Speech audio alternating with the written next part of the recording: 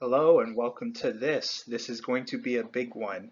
First of all, before I get started, I am wearing my Leonard Nimoy shirt. It's hard to see because I made the camera so small, but I am wearing my Leonard Nimoy shirt for this, and it is by design because today I'm going to be talking about um, my favorite Star Trek characters. And I'm going to get into that in a little bit, but I want to say firstly that this is my fourth attempt at doing this. And the first couple times I was just, making some mistakes and decided to, cut my losses and start over. But the third time I got a good way through this podcast and this list, and I got about, I would say, an hour and a bit into it, and I realized at the time that the direction of the video was not going the way I wanted it to go, and it wasn't going the way that I believe it should have gone. And there are a few reasons for that. The first being that it was going way too long. There are one, two, six, seven. There are 8 different lists in this, and there's 133 slides to get through. So 8 different lists and 133 slides, and I was over an hour into it, and I was only just finishing the first list of 8. So I was on pace for, a 7 to 8 hour podcast. And even for me, that's too long. That's number one. But that wasn't the big thing, though. The big thing being that I was talking about roughly 100 Star Trek characters. I have roughly 100 characters in all these lists. It's more than that in terms of, how many slides there are and stuff, but, characters appear in more than one list, and I'll get into that more in a bit. But I was talking about roughly 100 different individual Star Trek characters, and some of them more often than once. And I was doing in-depth character analysis of who these people are in the show. I was talking about their character journey. I was talking about some of my favorite moments featuring them in the stories. And I realized that by the time the video was over, I would have spoiled the entire Star Trek experience. I would have spoiled the entire Star Trek experience. And since I'm primarily making this for a certain somebody who I'm sending this link to, you know who you are, you've never seen Star Trek. And the other person I'm making this for is myself. I have seen Star Trek. I don't need to remind myself of all the different stories, so I don't need to go in detail for myself. And for you, this is more about, talking about something that brings me joy, but also me selling you on the idea of it, right? But the way the last podcast was going was I was spoiling the entire Star Trek experience, and I realized that if you watch that, you would have had virtually no purpose to ever watch Star Trek in your life because I would have pretty much handed you everything inside that video. And that's not what I'm trying to do. I'm just simply trying to talk about the characters that I like, admire, and who my favorite characters are. That's it. I don't need to go into detail about stories. I don't need to give their entire character journey. All I need to do is list them and talk about, a couple things that I like about them. That's all I need to do. It will go faster, but it will also preserve the Star Trek experience. So that is my goal with this, is to get through these 8 lists with the ultimate goal of ending this video with who my top 10 favorite Star Trek characters in the entire franchise are. But preserving the Star Trek experience and making sure it doesn't go overly long. Now, I'm going to go to the next slide here. And now the camera's bigger. Go figure. I thought that changing the camera size would have done that for all the slides. You know what? It's fine. This size is okay. I am shaven. Well, I shaved yesterday, so that's okay. And I did shower, and now you can see Mr. Nimoy a bit better. That's okay. But as you can see in this image, you have the original series on the left, you have the Next Generation second to left, you have Deep Space Nine in the middle, you have Voyager in the middle next to Deep Space Nine, you have Enterprise second to last to the right, and you have the Kelvin universe on the furthest right. Now this is a collage of what I consider to be the first and second era of Star Trek, which includes the television and feature film eras of Star Trek. It does not include the new streaming era of Star Trek, which is not for me. I'm not going to start trashing on the streaming era of Star Trek. I don't need to waste time on that. All I will say is that the streaming era of Star Trek is not included in this list, and the streaming era of Star Trek is not really for me. The whole point of the streaming era of Star Trek was for Paramount and CBS to sell subscriptions. Essentially, it's not only if you sign up will you get all of the Star Trek that has existed, but we're making this new Star Trek as a bonus for you for signing up. And it's corporate. It's not out of love, and I understand that. I'm not angry about it. I'm not upset about it. It's just not for me, and it's not in this list. I'm going to focus on the television and feature film era of Star Trek, not the streaming era. Because this is the Star Trek that I love. All these, the original series, The Next Generation, Deep Space Nine, Voyager, Enterprise, and the Kelvin universe. That's all my stuff. That's all the stuff that I like. And you will see characters cross-pollinate through them because Star Trek in this era did a really, really good job of, having characters appear in multiple different sectors of the franchise, right? They really tried hard to have that, that those crossovers and, keeping that continuity pushing forward and making people understand that all of this is one big giant universe, one big giant story, and that's why you see characters appear in more than one spot. In saying that, I'll have a character in one list somewhat low or somewhat high, but then the next time they appear in a different list, they might be higher or lower. Um, and that's just that can be two different things. One, and I'll give an example quickly, like Worf, he's in the Next Generation list and the Deep Space Nine list. Personally, Worf is pretty much a main character in both series, but I like him more in Deep Space Nine than I do in the Next Generation. So for that reason, Worf is higher in the DS9 list than he is in the Next Generation list. That's me admitting that I like Worf more in DS9. Whereas Spock, Leonard Nimoy Spock, he actually appears in three of the lists. He's primarily an original series character, though. So he's going to be higher in the original series list than he is in some of the other lists that he appears in because he's not a main character in any series other than the original series. He's a supporting character in the Kelvin universe, and he's a supporting character in a special two-part episode in one of the other series, and you'll see which one when I get into it. But Spock will be higher in the original series list than the other ones, but that's more of a reflection of Spock not being a main character in the other series. He's just a supporting character. And I think that pretty much covers it. I'm just going to take a sip of water quick. I think we can pretty much jump into it. The last thing I will say is, quickly, I want to define what each list has. Now, this particularly only affects the original series and the Next Generation. And the original series, I'm including The Cage, which is the pilot episode of Star Trek. Even though the pilot doesn't feature Captain Kirk or his crew, the only crew member that exists in the pilot episode is Spock. But it is canon to the show, and Spock is in The Cage. So The Cage, which is the official Star Trek pilot before the original series existed, I'm including that in the original series list. I'm also including their feature films, which is Star Trek 1 through Star Trek 6, the motion picture through The Undiscovered Country. I'm counting that also as the original series because I don't want to break it off into TV and movies. That would have made even more lists, and there's already enough lists as well. And for the Next Generation, it's the same thing.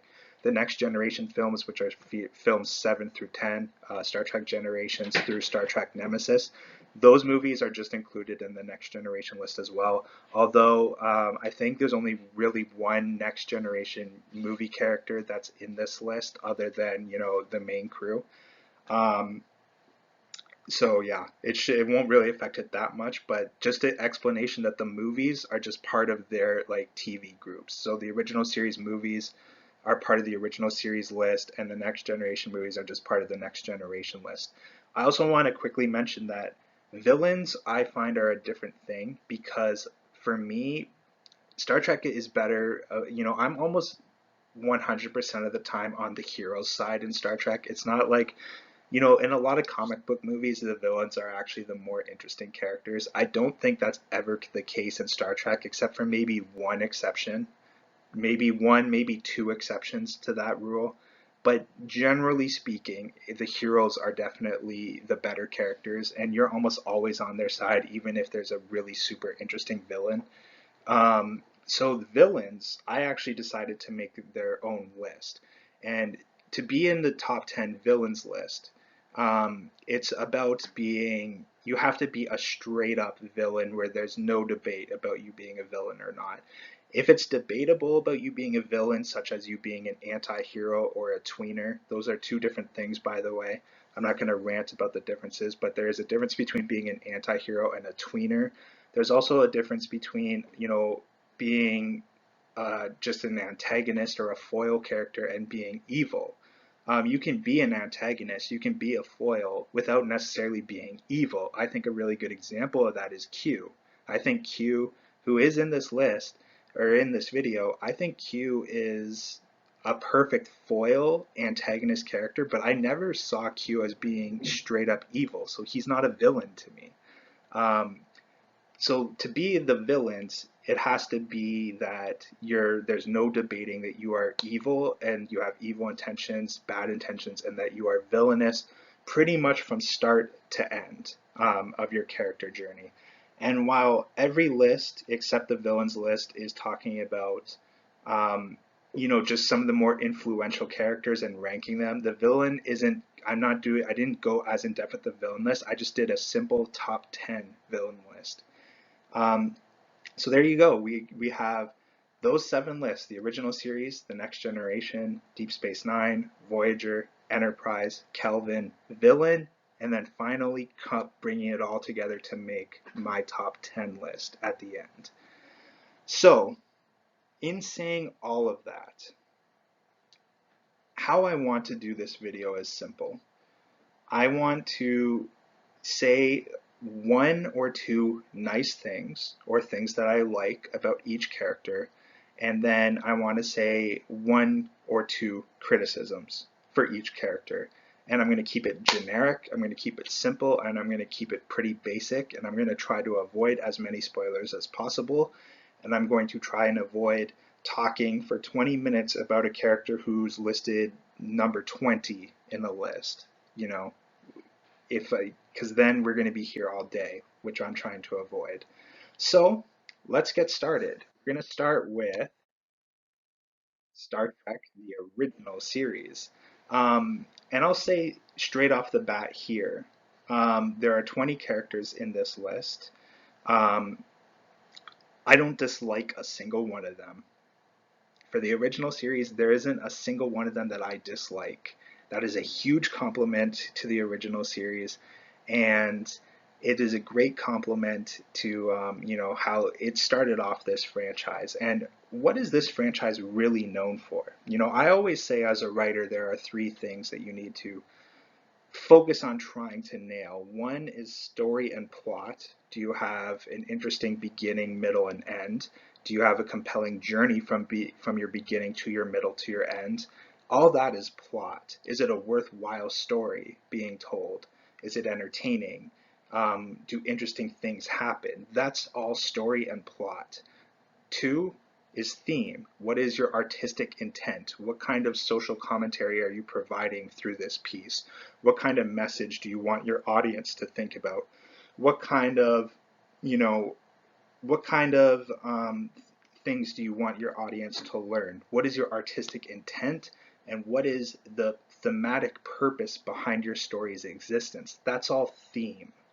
And finally, character, which is pretty self-explanatory. Do you have good characters? Do you have interesting characters? Do those characters go on worthwhile journeys, etc., etc.?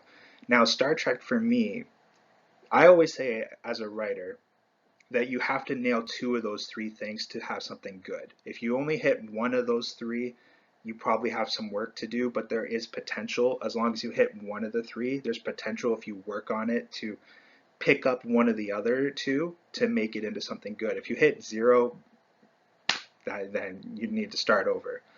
If you hit all three, you hit the jackpot. You have something amazing on your hands. But generally speaking, if you hit two of the three, you're going to come up with something special. And I think Star Trek franchise as a whole consistently nails theme and character.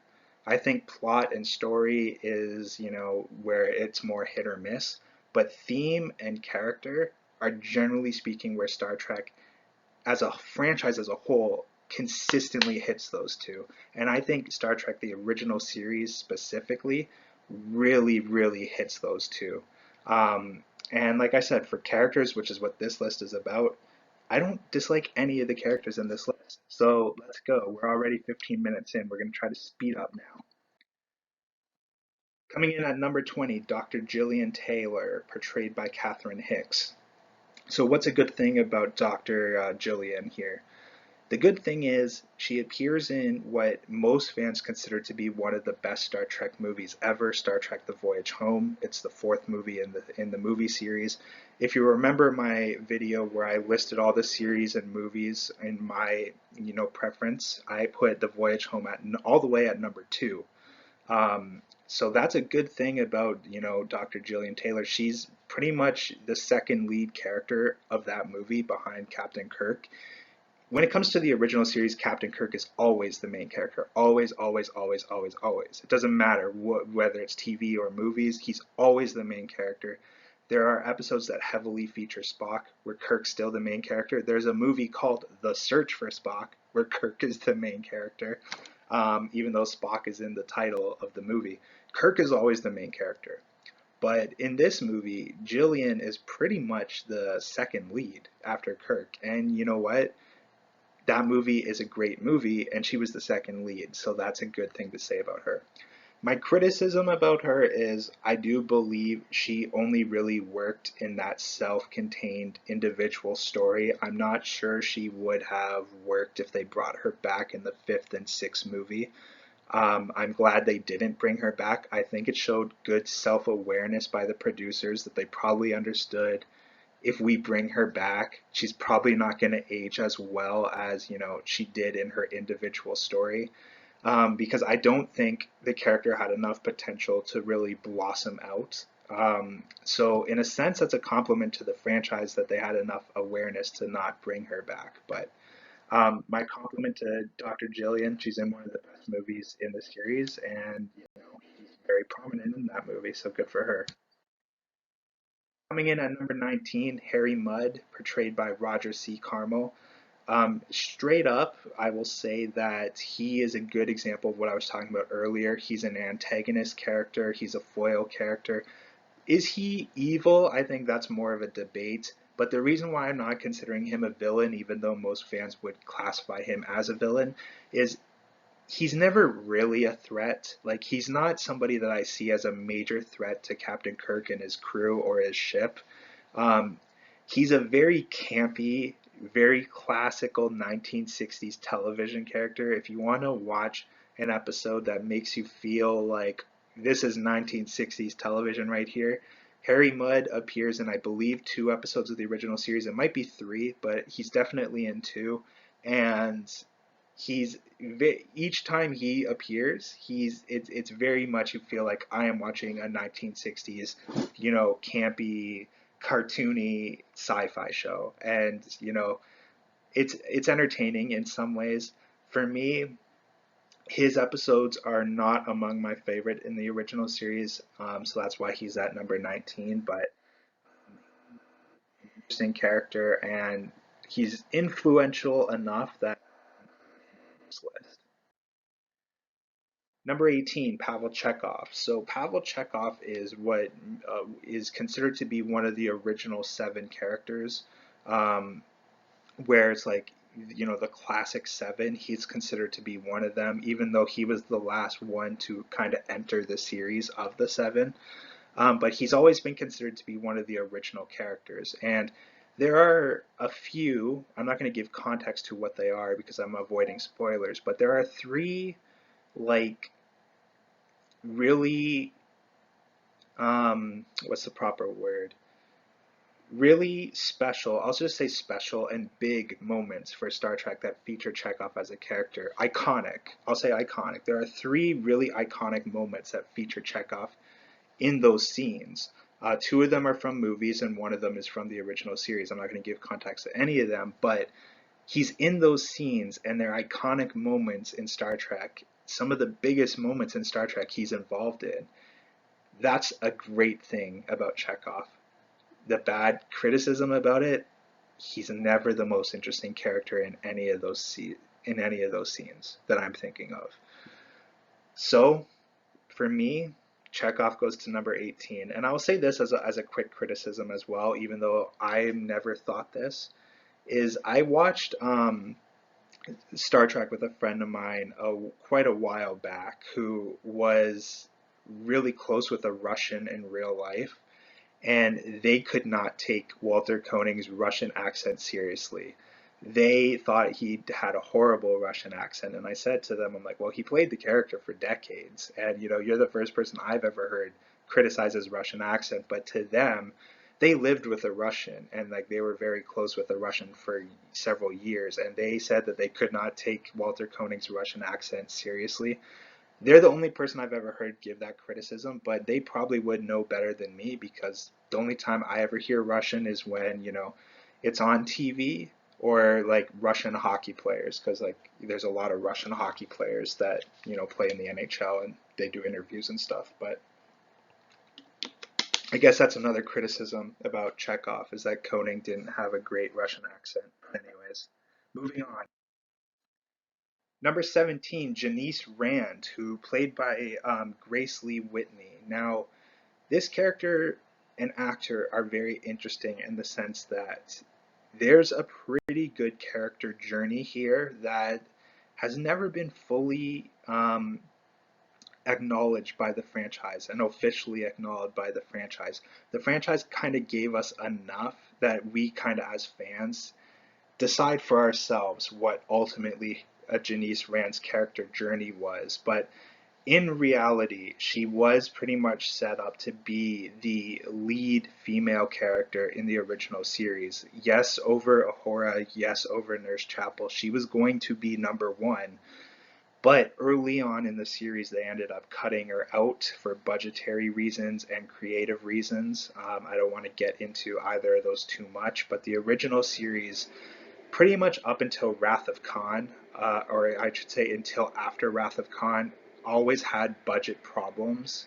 Once the Wrath of Khan came out and it was amazing, they pretty much never had budget problems again from that point on. But the original series always had budget problems, and early on in their run, they dropped Janice Rand as a character, but she ended up coming back in the movies and she kept popping up and popping up and popping up. And you can see on the right there, that's, Janice Rand from, back in the 60s to Janice Rand. I think The Undiscovered Country came out in 89, I'm pretty sure, or maybe it was 90, 91. I can't remember. Whenever The Undiscovered Country came out, that's her there. So, like, 20 some years later, and the character's still sticking around. Both the actor and the character fought to stick around Star Trek. And Grace Lee Whitney, even though she was cut by the series, she kept coming back later on and later on when asked to because that's how much she liked the franchise and that's how much she admired Star Trek, is that even though they did cut her early on, she was willing to give them second chances when they were willing to give her second chances. Grace Lee Whitney, Janice Rand, journey. I could do like a 25-minute video on that journey specifically, but for this list, I'll just say she's at number 17. Number 16, Nurse Chapel, Christine Chapel, portrayed by Majel Barrett, the First Lady of Star Trek herself. And in these images, you can see some of like the great classic moments that feature Nurse Chapel. You see her standing beside Uhura at a computer screen there in the bottom right, the left to the bottom right. I talked about that moment in my top women of Star Trek video, where Uhura, she had her memory wiped, and then there's this really sort of like feel good moment where Nurse Chapel is like teaching her how to read again. That's the picture right there of that. It's a really nice moment in the series. Right above that is you see them both in dresses, and that's actually from the episode where Ahura and Kirk have their very famous interracial kiss, one of the first ever interracial kisses in American television history by a white Canadian man and a black African American female. Um, Beside the image of her and Ahura, at the top is her standing next to an android female, and below that you see her standing next to Spock's mom. But I always liked Majel Barrett. She always brings her A game. And while Christine Chapel was not technically the first character she ever played in Star Trek, because she did appear in the pilot episode The Cage as number one, the first officer number one is not included in this list, but Christine Chapel is, because Christine Chapel was essentially what launched Majel Barrett into Star Trek, even though she was always a part of Star Trek, even from day one. But Christine Chapel was her first major character in the series, and I always liked Majel Barrett in everything she's ever done. So I'm putting Christine Chapel at 16. Number 15, I'm going with Montgomery Scott, Scotty, played by James Doohan. Now, Scotty is iconic because of, the meme, beam me up, Scotty, even though those three words, or four words, beam me up, Scotty, are never actually said in succession in Star Trek. Um, it's always different variations of it. They definitely tell Scotty to beam them up, but those four words in succession are actually never said alone in this series ever. It's always very slight different variations to it in longer sentences. But the Scotty was interesting because he was both a comic relief but also very, very serious at the same time. And his very serious nature actually played into the comic relief, especially in the television run of the original series. When it got to the feature films, he was generally more comic, except in the first two. But from the third movie onward, he was pretty much all comic relief. But his serious nature is what led to the comic relief. And Scotty, what's interesting about him is he was pretty much third in command on the Enterprise after Spock and Kirk. Kirk being in command, Spock second in command. Scotty in the TV show was pretty much third in command. And you know what? He was just an iconic character portrayed by a really, really talented actor. And I don't have a lot of criticisms for Scotty, but I will say this: he was never my favorite. He was never my favorite. That's why he's appearing to be relatively low on this list, but still, iconic. 14, I'm going with Hikaru Sulu. George Takai is a really interesting guy in real life, and he portrayed the character in a very fun, a very fun, extroverted manner at times, but also he kept things, grounded in other times. And George Takai was actually, he always wanted to expand Sulu's role, and eventually he kind of got what he wanted. I don't want to go into too much detail about it because, like, again, I'm trying to avoid spoilers here. But George Takai, um, he was one of the first Asian Americans to appear in network television. So for that, he'll go down as iconic.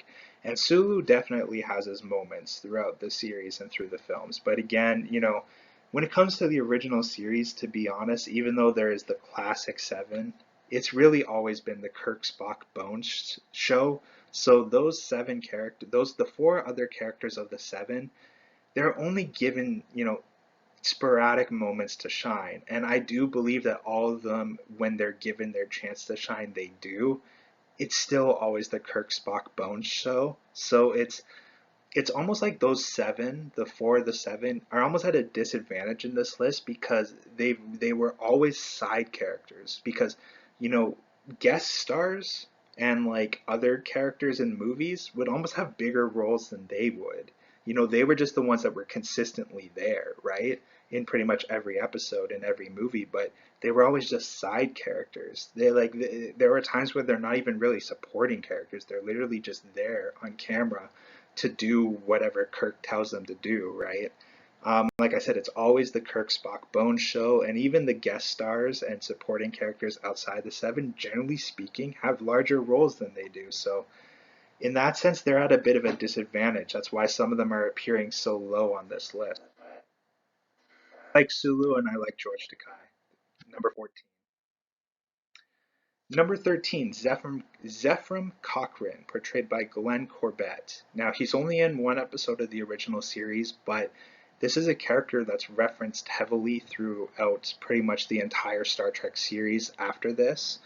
And he does appear in another one of this list, portrayed by another actor, but it's the same character. But Zephram Cochrane, I'm not going to say the context of what he did in Star Trek, but he's actually one of the most important Star Trek characters ever, in terms of like the history of, humanity in the Star Trek universe. Zephram Cochrane played a huge, huge role in it, and he's a character that's referenced many times throughout the series, many, many times. And it started with Glenn Corbett in the original series, and he's low on this. He's on the lower end of this list because it's only one episode, and generally speaking, I think Zephram Cochrane's like his legacy is more better defined in other series of Star Trek, but it did start here, and I had to include him on this list.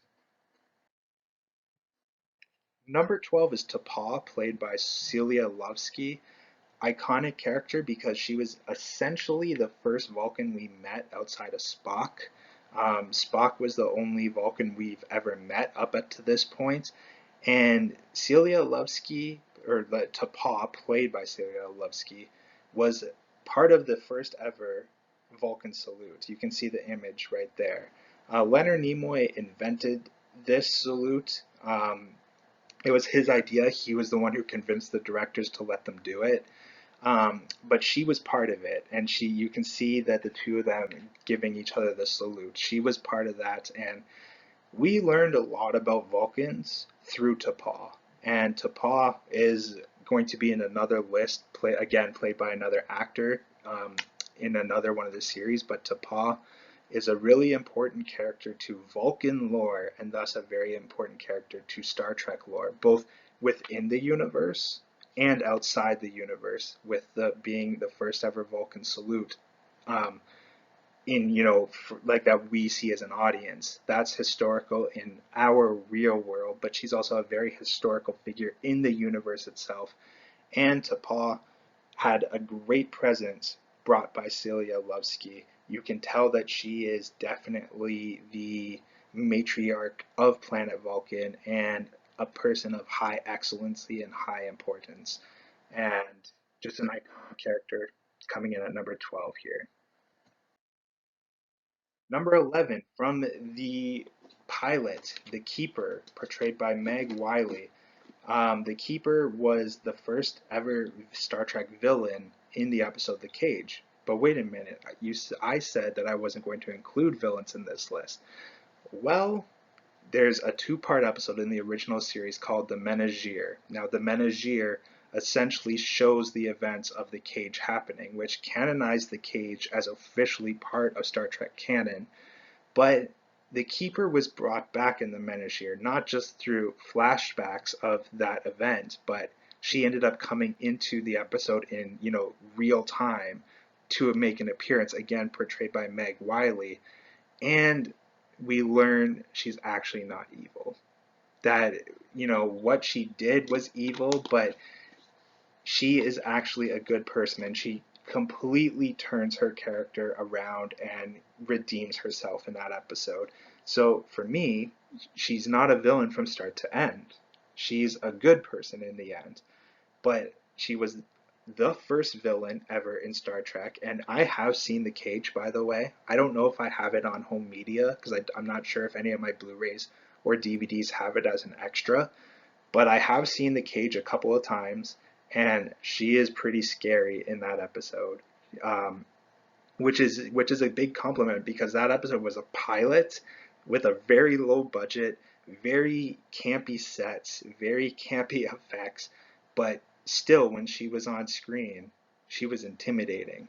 But then when she came back in the Menagere and she went full circle with their character, you really admire and like the character. The Keeper, one of the most iconic and important characters in Star Trek lore, going at number 11 in the original series list. We were just talking about the Cage and the Menagere. Captain Christopher Pike, the first ever captain in Star Trek history. It was not Captain Kirk in the Cage as captain. It was Christopher Pike, and he was portrayed by Jeffrey Hunter. You see that image on the left? That's from the original pilot episode. The only character from that pilot episode that stayed as a character going forward was Spock, who was played by Leonard Nimoy even in that episode of The Cage. On the right, you see Sean Kenny. That's from the Menagere, as we're experiencing the events of The Cage that show archival footage of Jeffrey Hunter. Sean Kenny is playing Captain Pike in real time. I'm not going to go into spoilers about either of the episodes, but I will say this. Doesn't Sean Kenny look a lot like Jeffrey Hunter? Didn't they do a great job of scarring him up?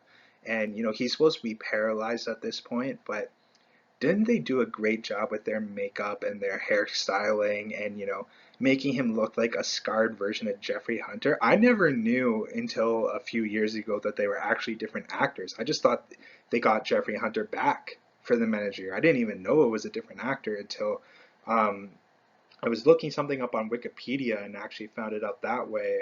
This is a couple years ago that I realized it, but Captain Christopher Pike, an important character in all of Star Trek. For me, number 10 on the original series list.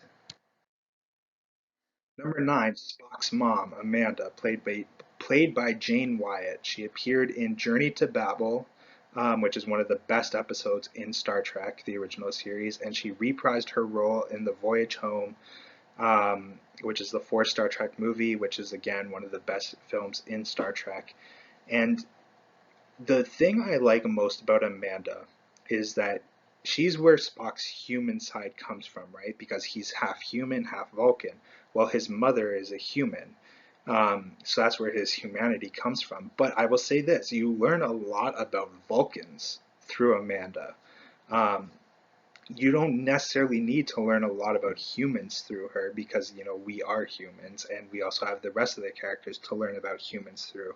We actually learn more about Vulcans through Amanda than we learn about humanity, which is the sign that the character was written and designed pretty perfectly. And we also learn a lot about Spock through Amanda. And Jane Wyatt was really good to come back and reprise her role again. She didn't have to come back and play that role again after how many years, but she did. And, I appreciate that of her. And again, being the mother of the mascot, essentially the mascot character of the franchise, you're going to be an iconic character. And for me, Amanda comes in at number 9. So okay, I flipped slides a little bit earlier there, but yeah, number 9, Amanda. Number 8, Ahura, portrayed by Nichelle Nichols. Now, I talked about Ahura a lot in my top 10 women of Star Trek video, so I'm not going to go too much into detail here, as you already heard me talk about her a lot there. But Ahura, iconic character. Nichelle Nichols, absolutely gorgeous, and just one of the most important characters in Star Trek. And Nichelle Nichols, she, of the 7 that aren't Kirk, Spock, Bones, the other 4, so I'll call them the 4. Of the 4, she is the best character of the 4 without a doubt. But I also think that when she was given her chance to shine of the 4, she was the one that grabbed it the best of them. And I think her moments tend to outshine the moments of Scotty, Chekhov, and Sulu. And I think that ultimately she's probably a more important character than all 3 of those guys are. So for me, Ahura is going in at number 8. Nichelle Nichols did pass away not too long ago, and that's the other thing I should say about making this list is the amount of these people that are no longer here, not just from the original series, but from all the series. Like I said, I'm talking about almost 100 characters here, and the amount of them that are gone is a lot. A lot of them are gone. I won't remember all of them offhand, but there are a lot of them that are no longer here. So just throwing that out there as well. But I talked a lot about Ahura in the other video, so I think we can just move on. Number 7 and number 6 I'm going to put together, and that's Carol Marcus, portrayed by Bibi Besh, and number 6, David Marcus, portrayed by Merritt Butrick. Um, They are from The Wrath of Khan, and then Merritt Butrick reprised his role as David in the next film, The Search for Spock. The Wrath of Khan obviously is the best movie Star Trek's done. If you remember my video talking about the movies and TV series and my list of preference, I put The Wrath of Khan all the way at number 1. Well, these two are very heavy important characters in The Wrath of Khan, and then David's another important character in Search for Spock. And I can't spoil what their role was in The Wrath of Khan. All I will say is that it was expertly written, it was expertly directed, and it was expertly portrayed by them. And they are much of the reason why The Wrath of Khan is the best movie that Star Trek's done and the best story that Star Trek's done, period. Um, and David was so good that they brought him back. They brought him back for the next movie. It's kind of a shame that Carol didn't get brought back, but they are icons, and the Wrath of Khan can thank them a lot for being as good as it was because they have a lot to do with how good the Wrath of Khan is. Um, I can't go into detail because it will spoil the movie, and I don't want to do that. I will say this though: very, very great characters. That's why they're so high on this list. Number 5, also from The Wrath of Khan, Saavik, portrayed by Kirstie Alley, and then Robin Curtis Robin Curtis took over the role, I should say, for Search for Spock and The Voyage Home. Um, Saavik is one of my favorite Star Trek characters, period. I talked a lot about her in my top 10 women of Star Trek video. Um, There are storylines with Saavik that are implied by the franchise but never officially confirmed, that I think are very, very interesting. And I would love to talk about them one day with you once you've seen enough of the franchise to go over that. It's hard to talk about Saavik more in detail because she's only in 3 movies, and giving in each of those 3 movies, though, there are iconic moments to talk about with the character and what the character added to each of those 3 stories. But it would spoil the movies and it would spoil the character, so I can't talk specifics. But I will say this: Kirstie Alley and Robin Curtis are both great in the role. I like Robin Curtis a lot. Most people prefer Kirstie Alley. I don't think it matters. I think both are great. And I love the character. Saavik's one of my all-time favorite Trek characters. Maybe she'll be in the top 10, maybe she won't, we'll find out. But last thing I'll say about Saavik is if they do a 4th movie in the Kelvin universe, bring her in. It's time. It's time for another Saavik to come in, make it happen. If I was directing Star Trek 4 in the Kelvin universe, I'd definitely cast somebody as Saavik. Saavik would definitely be in there. It's time. Make it happen.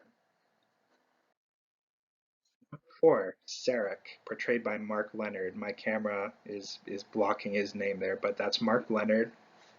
He is obviously Spock's father. You can see him standing in front of Spock at the top. That's from the episode Journey to Babel, which I talked a little bit about with Amanda. That is, Journey to Babel might be my favorite Star Trek original series episode. It's definitely up there. It's a fantastic episode. Then him and Spock giving each other the Vulcan salute. That is from The Voyage Home. But Sarek was one of the most iconic characters, not only outside of Star Trek for everything he's given, like in our real world, but in the universe, he's considered to be a legend. This isn't a spoiler, so I can say this. Sarek is by the time Sarek dies, he's the longest living Vulcan of all time. No Vulcan has ever lived longer than Sarek. By the time he ends up dying, he is the longest living Vulcan ever. He kind of dies similar to Yoda, where the sense of he's not killed, nothing happens. It's simply he dies of old age, like simply like Yoda does. But Sarek is the longest living Vulcan ever by the time he dies, and also he's Spock's dad, so of course he's going to be iconic. And there's a really cool trivia fact about Sarek that I want to say, but it's a spoiler, so I can't, and I'm biting my tongue because I really want to say the really cool trivia fact. I'm gonna hold off. I'm gonna hold off on it because it's a pretty major spoiler. But Sarek not only appeared in the original series TV episode Journey to Babel, and then he appeared in 4 of their 6 movies. Um, he also appears a lot in Next Generation, and he's referenced a lot through the rest of the series as well. Like I said, in the actual Star Trek universe itself, Sarek is regarded as a legend. Like he's considered to be one of the most important figures in the entire Galactic Federation. Um, he's the Vulcan ambassador to Earth, but he's considered to be one of the most important and influential figures in the Star Trek universe, both in our real world and the universe itself. Um, and the relationship between him and Spock through the years, one of the best character dynamics in the entire franchise. Sarek, for me, number 4 in the original series, which brings us to the top 3, and who else would it be? Of course it's going to be Kirk, Spock, Bones. Um, before I flip to the next slide, like I already mentioned, the original series was always the Kirk, Spock, Bones show. Um, the franchise from the Next Generation moving forward made a really big attempt to make the entire crew main characters, and you would see each character in the crew have episodes where they're the lead, and you would see the different episodes shift from 2 different characters to be in their perspective, and like all the characters were giving time to shine. That wasn't the case in the original series. In the original series, Kirk was the main character always, and Spock and Bones were his 2 biggest supporting characters always. It was always the Kirk, Spock, Bones show. And you know what? It's not a bad thing, because they are the best 3 characters in that show. It's not close. It's not close. It's the Kirk, Spock, and Bones show, because who else would it be? Who else show would it be? No other character is on their level. And they are a classic trio, Kirk, Spock, and Bones. And I know I'm staking on Sarek's slide here. Bear with me for a second. The reason I haven't flipped slides yet is because I want to say that Kirk, Spock, and Bones are all great individually. They're all great as any pair that you want to put from those 3 as a 2, whether it's Kirk and Spock, whether it's Kirk and Bones, or whether it's Spock and Bones. All 3 work fantastically. And then when you put them together as a trio, that's when they're the best. Kirk, Spock, and Bones, all 3, amazing. All 3 individually, amazing. All 3 in different pairs that you want to put them off in, amazing. The Kirk, Spock, and Bones, I almost feel bad ranking them because to me, all 3 are fantastic, and I don't particularly like ranking them because I think all 3 are so important, but this is a ranking video. So in number 3, if my computer will switch it, number 3, Dr. Leonard McCoy, Bones himself, portrayed by DeForest Kelley. He is the funniest character in the show. He is the probably the best actor of the original series is DeForest Kelley. Not saying that Bones is necessarily the best acted character of that series, because I think that's debatable between the top 3, him, Spock, and Kirk. I think that's debatable, but DeForest Kelley is probably the best actor of the original series. Bones is the funniest character of the series. He provides a lot of philosophical insights that the other two characters don't. It's part of why the three of them gel so well together. And there are a lot of people that, Dr. McCoy is their favorite character, and deservedly so. Deservedly so. Um, Star Trek would not be Star Trek without Dr. McCoy. It wouldn't. You couldn't do it without him. He is absolutely 100% essential. And I like this collage because you can see a lot of the different moments through the series and the feature film run. Um, the top, go to the top image. Go one over from the top left corner. You see McCoy with a beard. And that's from the motion picture. And I will leave McCoy off with this. He comes in the motion picture with a full beard like that, but he looks like he hasn't aged a day. And he does shave for the rest of the movie. But I will say this, because well, like if you look directly below, that's also from the motion picture, and you can see that he's shaven. Of all the actors to come back to play their characters in the motion picture, the one who got it the most was McCoy. He was the one that he jumped right back into character instantly. There was no feeling out process for DeForest Kelley to get back into the character of Dr. Leonard McCoy when the movie started up. He was back in character immediately. From the effing second he showed up, he was back in character. And Bones is the best character in the motion picture, so there you go.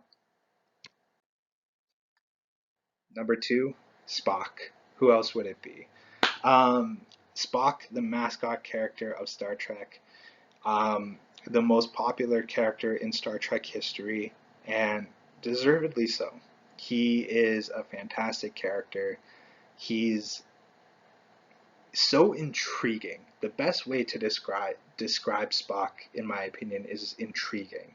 Even the character says the word fascinating, and he himself is very fascinating. But on a different level, I think Spock is the most intriguing character.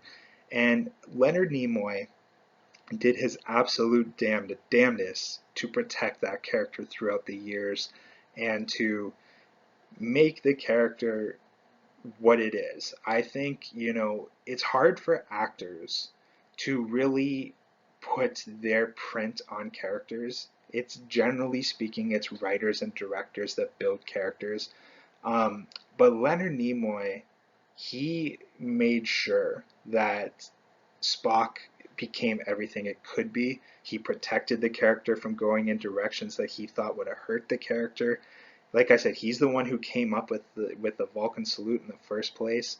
Um, I've read Leonard Nimoy's book, and I know the hell that he went through to protect that character, and he turned off a lot of people on the real world that were involved with Star Trek with how he handled it, but he did it purely out of love for the character and for the fans. And I have to say, that's probably why he made such a damn good director and such a damn good writer as well, is because he was always good at directing and writing, because he essentially directed himself as Spock and wrote himself as Spock throughout the entire original series.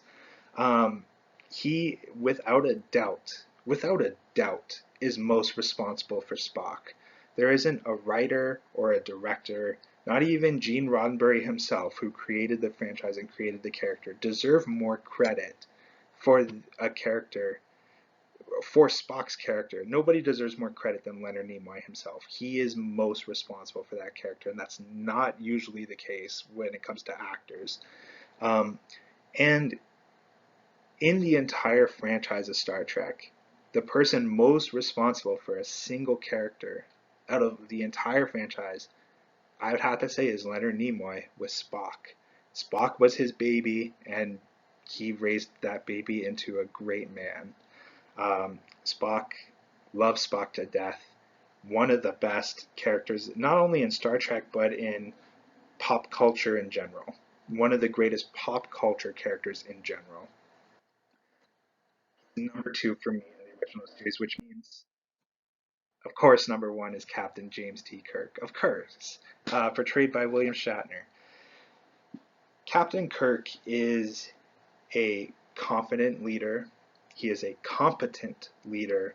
He is a capable leader.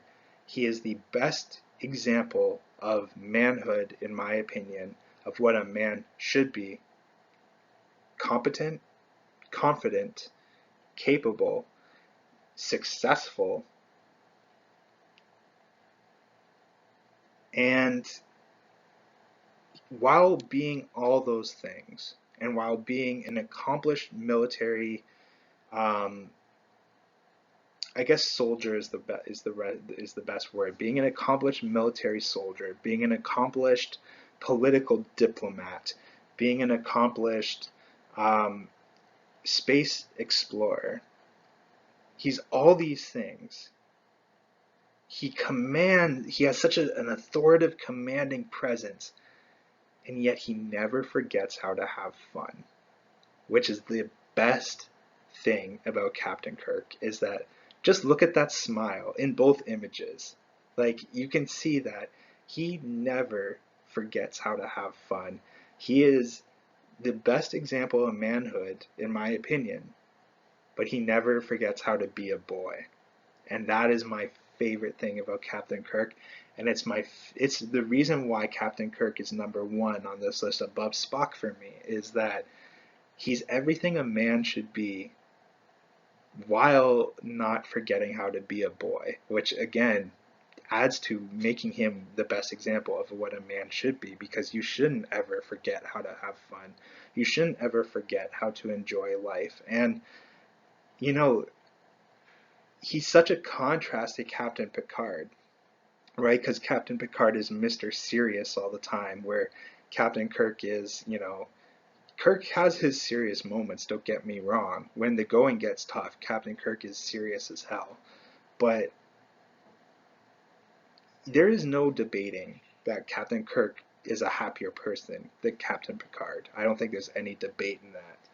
And, you know, for me, Captain Kirk is without a doubt the best character on the original series, and he's going to be in my top 10 list. Where will he appear on that top 10 list at the end of this video? We'll find out.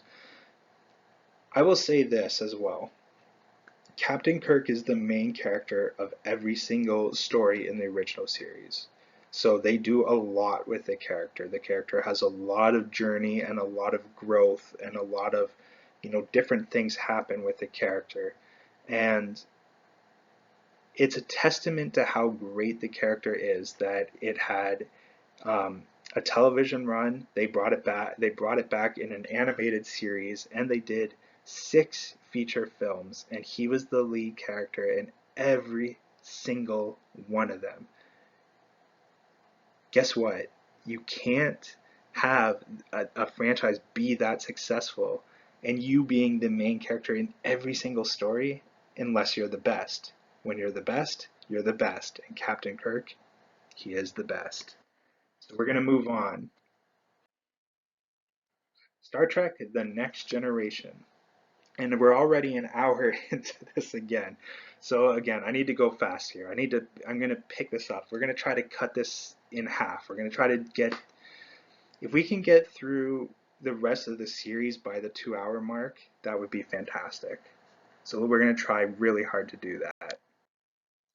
Number 21, Wesley Crusher, portrayed by Wil Wheaton. He is the most annoying character in Star Trek. He's the most hated character in Star Trek. And there's almost nothing likable about Wesley. When he's written to be the opposite, he's written with the intention that he's supposed to be well liked, that they expect you to like Wesley. A lot of people say that Wesley is Gene Roddenberry writing himself into the series, like that Gene Roddenberry essentially created a teenage version of himself and placed it into the franchise as Wesley Crusher. I don't know if that's true or not. I've never met Gene Roddenberry. I can't attest to that, but enough people have said it where it's probably likely has some merit. Wesley is just all around terrible, though. The character in both real life and in the series itself is just pretentious. It's pretentious how they used Wesley, and Wesley himself, the character, even though I wouldn't describe Wesley as a person as pretentious, it's just his character in general is pretentious because he's being used in manners that he should just never have been used. I will say one positive thing about Wesley though. As terrible as he is, and as many episodes with him that are just almost unwatchable where he's the lead character, there are two episodes that I'm thinking of in particular where he's one of the leads that aren't horrible and where, his character isn't completely unbearable. Um, I can't remember the episode's titles offhand, and I don't want to give context to them anyways because it's spoilers, but there are two episodes that feature him that I'm thinking of off the top of my head that aren't terrible. That if I was doing an abridged version of Star Trek where I was watching the franchise in a quick manner where I wasn't watching every single story, I was skipping over some. Those two episodes I probably would put in the abridged version of the series. So, the one nice thing I can say about Wesley Crusher is that there are times where he is manageable. And that's a pretty good compliment considering the rest.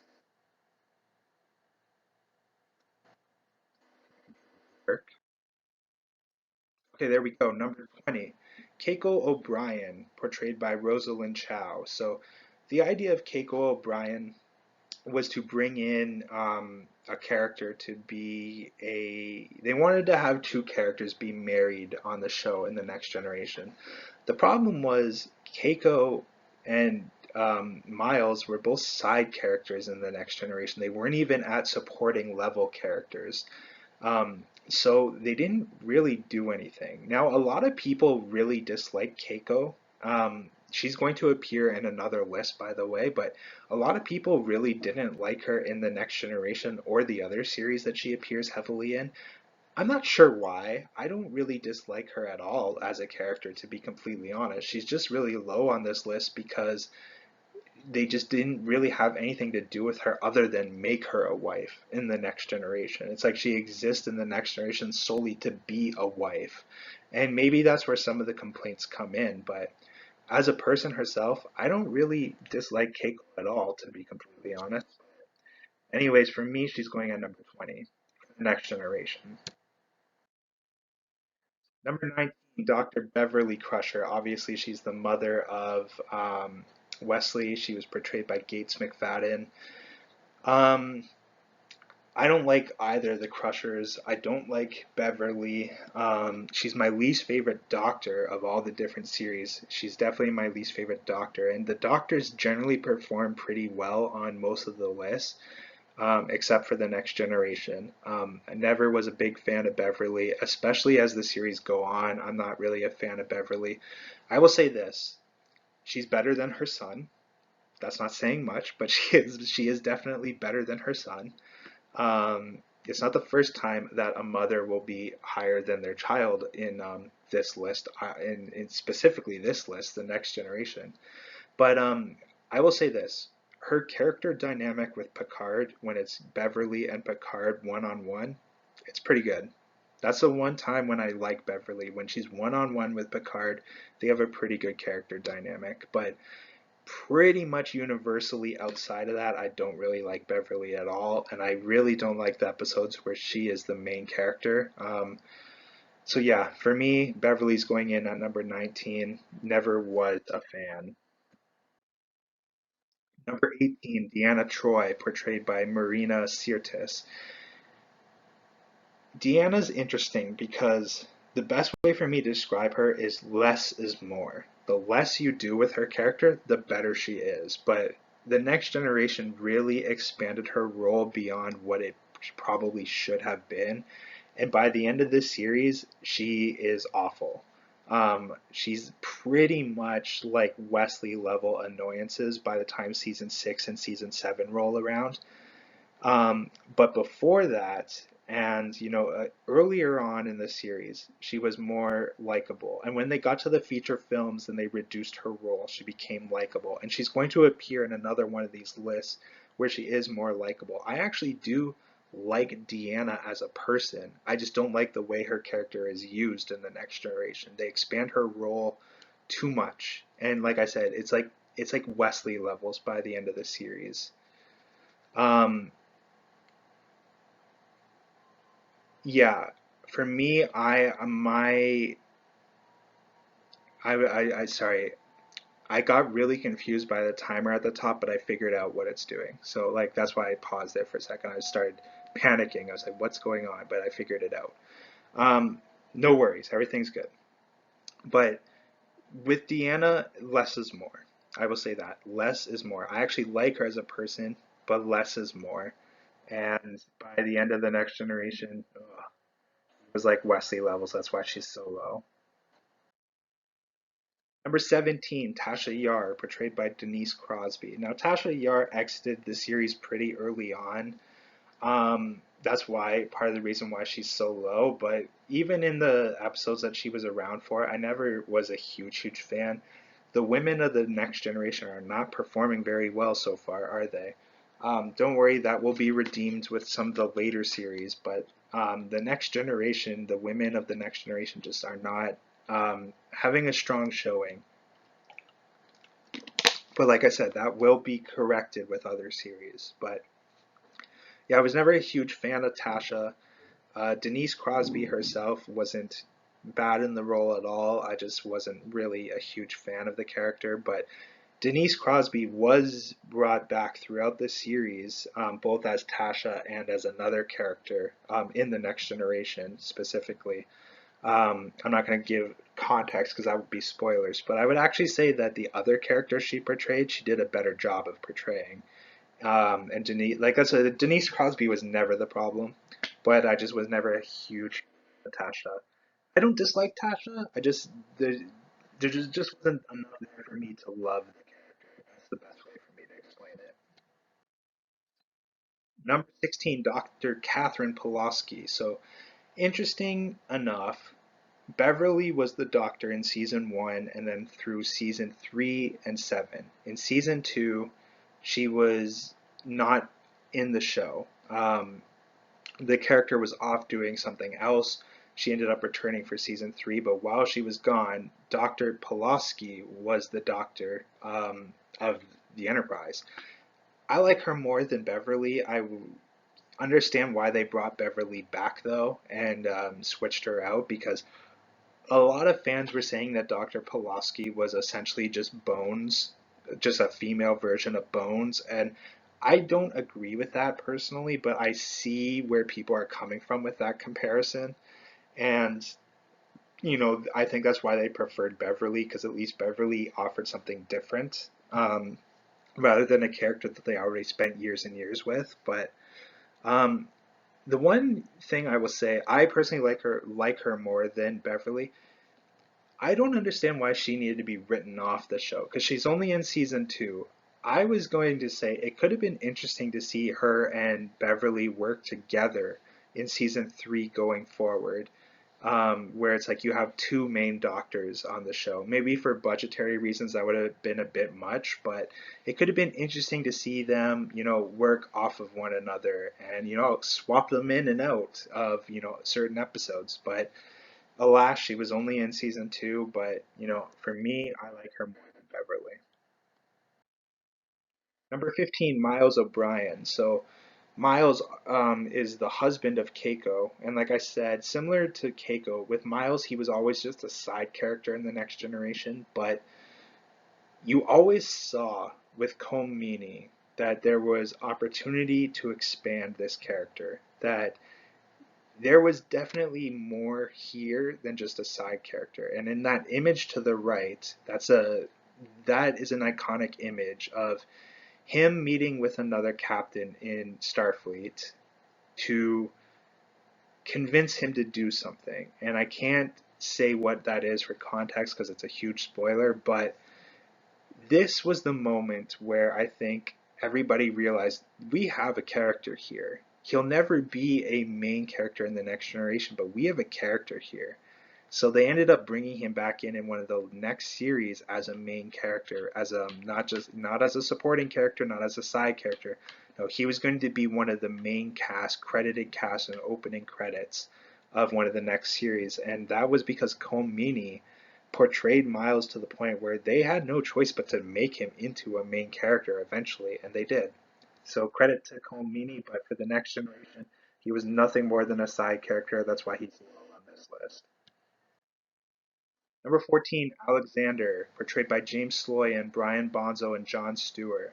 Alexander is the son of Worf, and it was the first time they really played with, a father and son existing in, on the crew of whatever.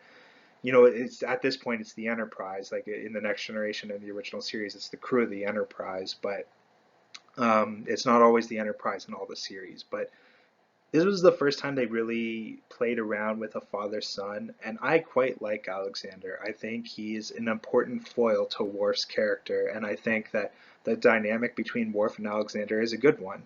It's just that Alexander, his usage was limited in the Next Generation, but I think that his usage was done well every time they did bring him in. And I think one of the more interesting part of Worf's character is his relationship with his son. So for me, Alexander at 14. Number 13, Zephram Cochrane, portrayed by James Cromwell this time. You can see him next to Glenn on in those images there, but it's the same character. He played Zephram Cochrane in Star Trek 8, the First Contact movie, which is a Next Generation movie. But again, Zephram Cochrane, one of the most important figures in the history of the Star Trek universe within the story itself. I can't spoil what it is, but Zephram Cochrane is a hugely important character to Star Trek, and it's why he's in this list. Number 12 is Worf.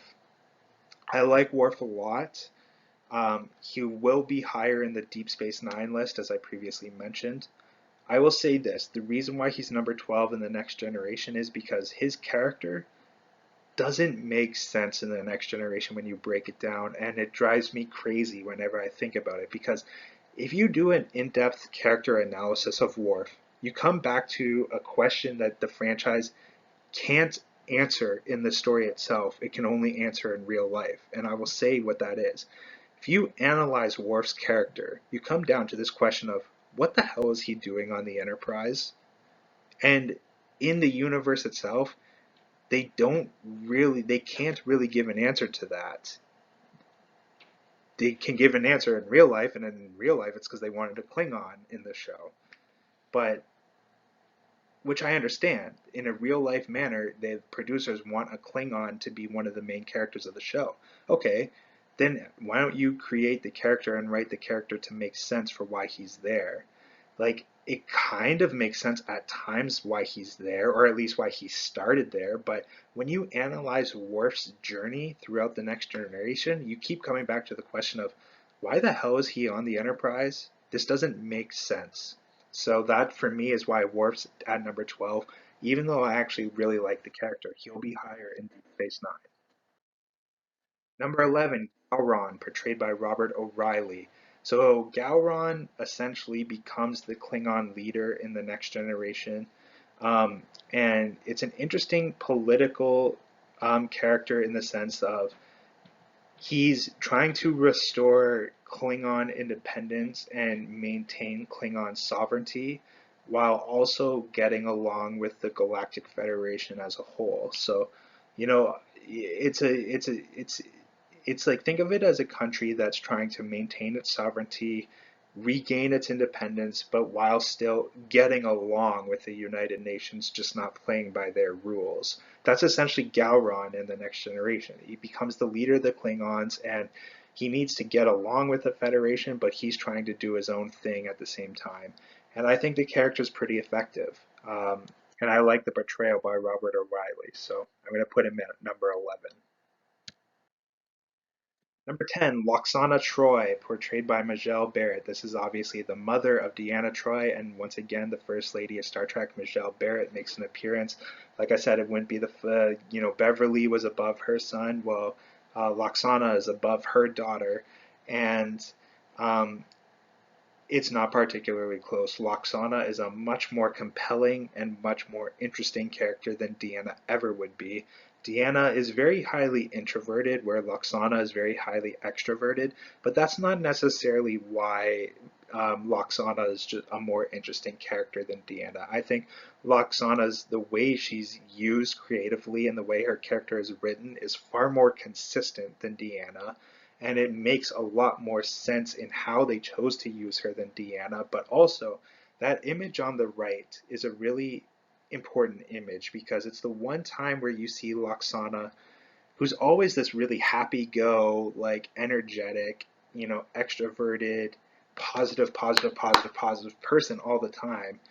That image from the right where she's sitting with Deanna is from the one time they break her down and they make the character vulnerable. I won't give story details on what happened to make her vulnerable, but when she did become vulnerable, it was powerful. It was powerful both because Majel Barrett's performance was amazing, but because of everything you knew of the character and how you've seen her up to this point, when she did break down, it was powerful. Loxana, great character. Not the first time she'll appear in this list or in this video. Number 10 time in the next generation. Number 9, I'm going to do a tie here, and that's Sarek and Spock, portrayed by Mark Lenard and Leonard Nimoy, reprising their roles from the original series. Now, I talked about them both enough as it is, and it's not going to be the last time I talk about them, by the way. So I will say this. Them appearing in the Next Generation, and Sarek made more appearances in the Next Generation than Spock did, but them appearing in the Next Generation was very important for Star Trek because it made all this SHIT connect. It made it officially connect. Them showing up, and Leonard Nimoy talked about this in his book, but when Leonard Nimoy first announced to his fans that he was going to appear in the Next Generation, he said that it was like the fandom for the first time became one team. It was no longer Team Next Generation versus Team Original Series or Team Picard versus Team Kirk. None of that stuff mattered anymore. It was all one big team. And Sarek and Spock, for me, them appearing in the Next Generation more than anything symbolized that we are all one big team here. You know, it's okay to have your favorites. It's okay to, like this series more than this series or this character more than this character. But at the end of the day, man, we're all one big team here. And for me, that's what Sarek and Spock represented more than anything in their Next Generation appearances. Number 8, I'm going to go Ro Laren, portrayed by Michelle Forbes. And I will say this. She is the most potential character in Star Trek history that went to waste, in my opinion. This was probably a 7 of 9 data level quality character that could have been but never became. And that's because there are a couple things for that, but number one is that they didn't have the room in the Next Generation to make her into everything that she could be because they had, the main cast that they had to worry about. Um, but also, Michelle Forbes was supposed to reprise her role as Ro Laren in one of the other series. I'll talk a little bit about that more. Ultimately, it never ended up happening, but if it did, I think Ro Laren had the potential to be one of Star Trek's all-time great characters. Everything was there, but unfortunately it never happened. But Ro Laren launched the Bajoran. So she was the first Bajoran that we ever met. The Bajorans are a type of race, type of alien in Star Trek that become very important characters for Deep Space Nine. And she also launched the Maquis, which is, I talked about the Maquis in one of my other videos, but the Maquis are essentially freedom fighter, like resistant fighter, like a group of freedom resistance fighters that exist in the Star Trek galaxy.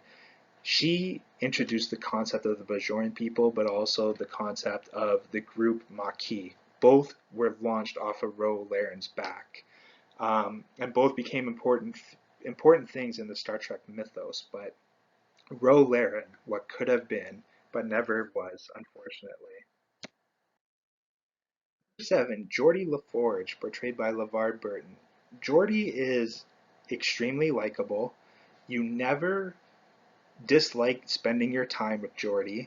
He is, like I said, you never ever regret spending time with Geordi. And every episode that features Geordi as a lead character is interesting. And obviously, his character dynamic with Data is among the better character dynamics. That's a good video idea list. I should do the top 10 character dynamics in Star Trek. Maybe I will.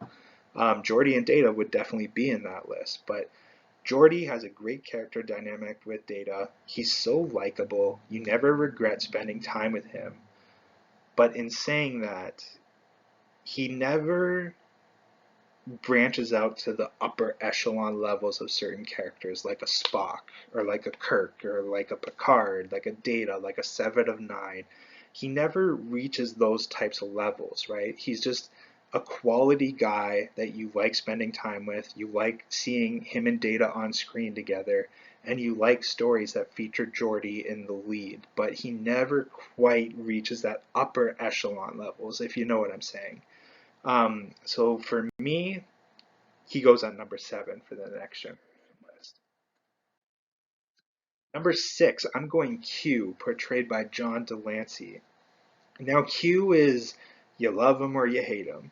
For me, I love him. Although I will say this, in the next generation, I do feel like he's overused a little bit, just a little bit. There were a couple times where he shows up where I'm like, okay, it's a little bit much, you know. But Q, a very important character to the Star Trek mythos. He pretty much launches the storyline of the next generation.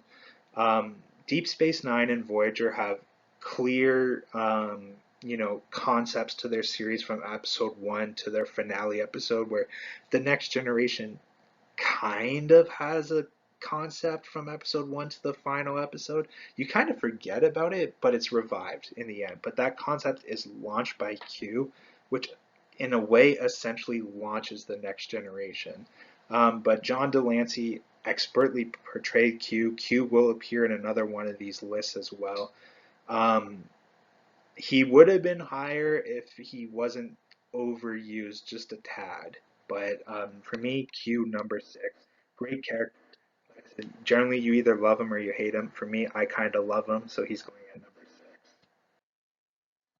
5, Reginald Barclay, portrayed by Dwight Schultz. This is not the first time you'll see Reginald Barclay in this video, but a lot of people disliked Reg when The Next Generation was going through its television run. He was a character that the fans did not like originally, but he's a character that has aged very, very well. And I think that especially for millennials and Generation Z, I think they would really like this character because I do. He's definitely autistic. He definitely has, bipolar disorder. He definitely has social anxiety, but yet he's so super intelligent. He might even have Asperger's. Like whatever mental conditions he has, you can make an argument for a lot of them. The character is so well written, well portrayed by Dwight Schultz, and he essentially becomes a really important character to the overall arching story of Star Trek. And while the character initially was not greeted with much like and appreciation, he's a character that has aged incredibly well, in my opinion. And I think that younger audiences, specifically millennials and Gen Z, and then people in the future when they revisit Star Trek, I think Reg will be one of the more accepted and liked characters. And that's a testament to just how well it was written, that it has aged as well, but how well Dwight Schultz portrayed the character. For me, Reg was on number 5. Number four, Guinan. Now, I talked about Guinan a lot in my top 10 women of Star Trek videos, so I'm not going to go into too much detail here. It's an opportunity for me to skip over and save some time. I will say this, Whoopi Goldberg steals the show in every single scene that she shows up in, every single episode that she shows up in. No matter what character you put her with, she steals the effing show. That is a huge compliment to Whoopi Goldberg and to the character of Guinan. Whether you want to credit the writers with how they wrote each of those appearances that she steals the show, or Whoopi Goldberg's performance, it doesn't matter. She always steals the show, no matter who you put her with in a room. Huge compliment to Guinan. Number four for the Next Generation. Number three, I'm going Commander William T. Riker, portrayed by Jonathan Frakes, First Officer, number one. Now, Riker at times is my favorite character in the Next Generation. I think that what holds him back from being number one is I don't really like him in the movies, and I think that his character, kind of similar to Worf, doesn't fully make sense at the end of the day. Those are my criticisms. I don't like him in the movies, and when you analyze his character, it doesn't really make sense as to why he's on the Enterprise at the end of the day. But in terms of pure likability, he might be my favorite character in the Next Generation. I love him a lot. He's got great character dynamics with Deanna, great character dynamics with Picard, great character dynamics with Data, great character dynamic with Barclay, who we talked about a couple slides ago. All in all, a great character who's extremely, extremely likable. And for me, he's number three on the Next Generation list. Now, I need to take a sip of water first. For many years, I would have put Captain Jean-Luc Picard at number one. I wouldn't say I felt obligated to put him at number one, but more that I was in denial that let me say this. I effing love Captain Picard. I effing love Captain Picard. He is Patrick Stewart, 100% best actor in Star Trek franchise. Without a doubt, he is the best actor in the Star Trek franchise. Again, is Captain Picard the best acted character in the franchise? That's debatable.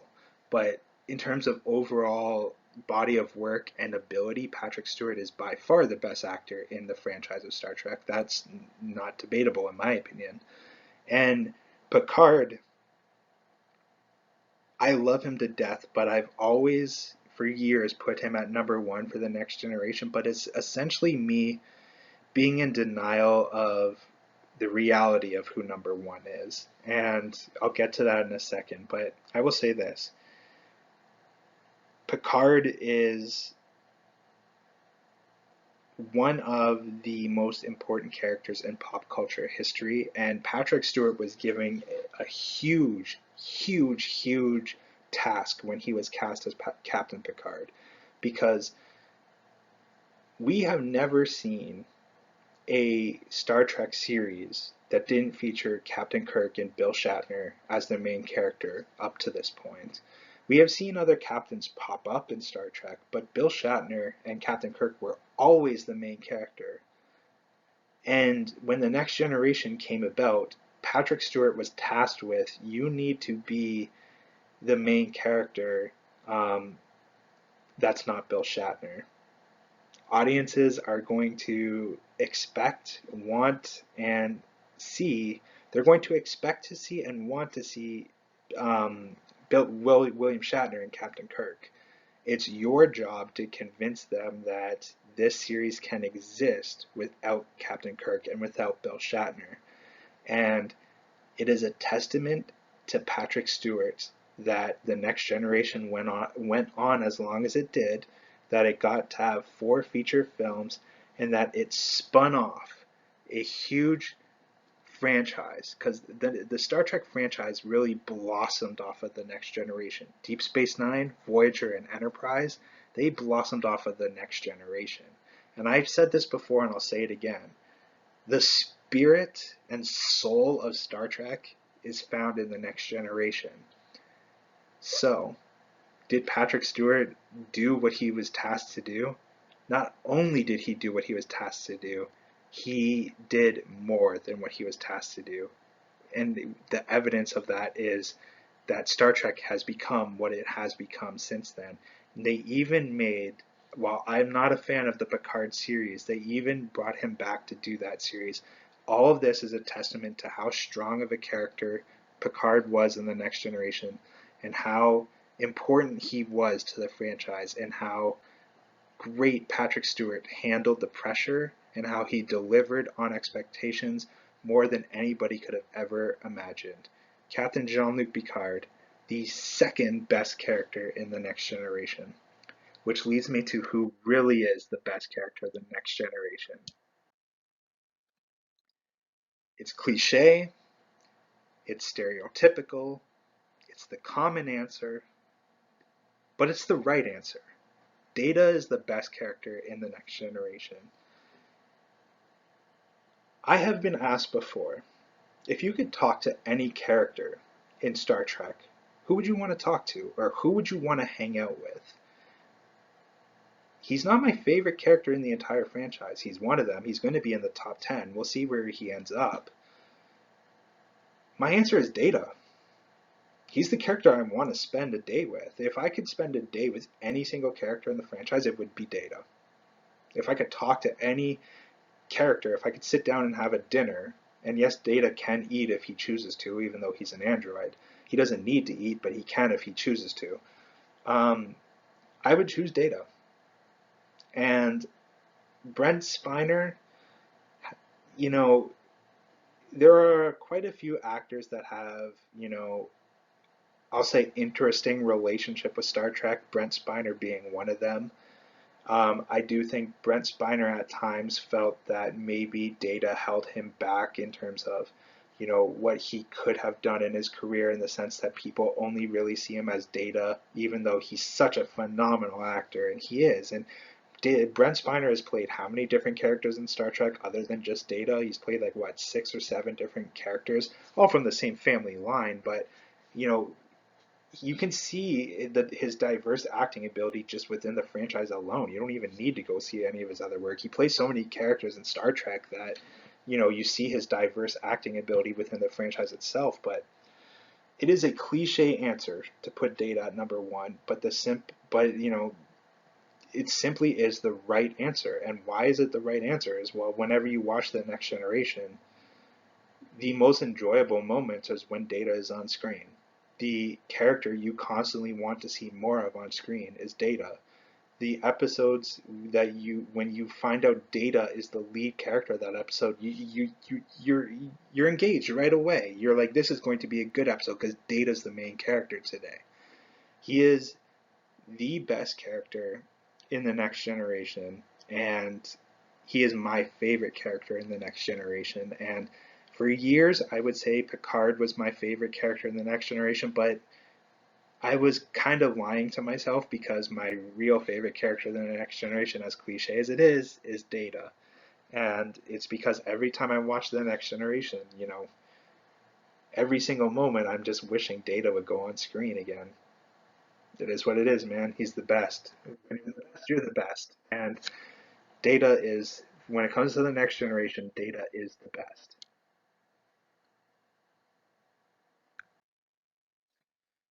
We're going to move on to Star Trek Deep Space Nine. Now, I will say this about DS9. I talked about this a bit before, but you have Trekkies, but then within Trekkies, there's a subculture of Trekkies called Niners. And Niners essentially, they are convinced that Star Trek Deep Space Nine is the best thing in all of Star Trek. I talked about this before in my one of my videos before, but they are convinced Star Trek Deep Space Nine is like God's gift to humanity, and Star Trek's like, God's, blessing on the Star Trek franchise is DS9. I like DS9. It's not my favorite of the series, but I do like DS9. But I will say this, I've only watched DS9 once. Like front to back. I mean, I've only watched DS9 front to back once. I'm gonna watch it again for a second time front to back soon. But I've obviously watched like a handful of episodes more than once. But um, DS9, the reason why it has a subculture of fans is because it's Star Trek while not being Star Trek, if that makes sense. Like it's instantly recognizable as Star Trek, but it's so different that it's like its own unique thing at the same time. And I think that's why there's so many people that are just humongous fans of DS9. And like I said, man, we're all on the same team. I love them. But I will also say this, while DS9 is not my favorite series, it also, of the series, probably has my least favorite cast. I'm not saying I dislike the cast of DS9 or the character list as a whole. There are several characters on the DS9 list that I actually quite like, but it probably is my least favorite grouping of characters of, all these different lists that I'm doing. Um, so in saying that, we're going to start off with three Ferengi. Rom, portrayed by Max Grodenchik, his mother, or no, sorry, his mother's 18. So Rom, portrayed by Max Grodenchik at 20. The Grand Nagus, Zek, portrayed by Wallace Shawn at 19. And Rom's mother, Ishka, at number 18, portrayed by Cecilia Adams. The Ferengi in general are one of my least favorite races in Star Trek, and I know the term least favorite races is a terrible thing to say, but I'm not talking about real people here. I'm talking about fictional characters and a fictional race. It's the, the races in Star Trek aren't real. They don't really exist. So in terms of saying least favorite or favorite race, and when I'm talking about fictional aliens, I think is totally fine. Um, it sounds a little bit weird to say, but like I said, these are not real people. These are not real types of people. They're fictional, so I think it's okay. The Ferengi are one of my least favorite, alien species in Star Trek, and these three characters in general, I do not like any of them. So they're at the bottom of the list, but they're in too many episodes to ignore them completely, so they have to be in here, but I'm putting all three of them at the bottom of the list. Number 17, Esri. I'm not giving her full name because that would be a spoiler, but she's portrayed by Nicole DeBoer. She's only in the final season of Deep Space Nine, and she replaces one of the main characters of Deep Space Nine. Um, Again, I won't give context to that, but she does replace one of those characters, and the fans universally hated her. And I don't necessarily hate Esri, but I see why she was not well received. I can totally see why she was not well received.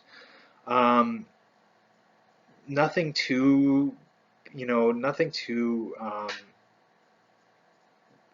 There's not much compliments I can give the character. I will say this, that she has a character dynamic with Worf that I think is interesting. She has a character dynamic with Dr. Bashir that I think is interesting. But outside of that, I think that it was a bold move to bring her in by the writers. I just think that it ultimately didn't really work out for the character herself. So Esri goes at 17 for me. Number 16, so we see Gowron making another appearance, portrayed by Robert O'Reilly again. Now, Gowron, the way he's used in Deep Space Nine, I thought was unnecessary. I don't want to go into context of it because it's spoilers, but I liked him as leader of the Klingon people in the Next Generation, and I thought that he was written really well, and I thought the character was, just a strong character in general. I was excited to see him brought back in Deep Space Nine, but I quickly found myself like being like, I feel like the storylines they're putting Gowron in is unnecessary. Like we don't need this to be happening, but it is. And ultimately, I don't really like what they do with Gowron in Deep Space Nine, so that's why he's rather low on this list comparative to where he was in the Next Generation. I liked Gowron in TNG way more than I like him in DS9.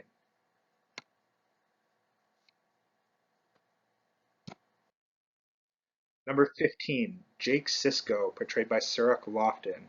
So again, you're seeing a child below their parents. That's a common theme in these lists. Although that will be corrected. There will be a child that appears above their parent. I promise that's going to come. But Cirroc Lofton portrayed Jake Sisko, which is obviously the son of Benjamin Sisko, the captain of Deep Space Nine. Um, a lot of people say Jake is like Wesley, that he's like Deep Space Nine's version of Wesley. I kind of see the comparison, although I think Jake is a lot more tolerable than Wesley, like 1,000 times more tolerable than Wesley.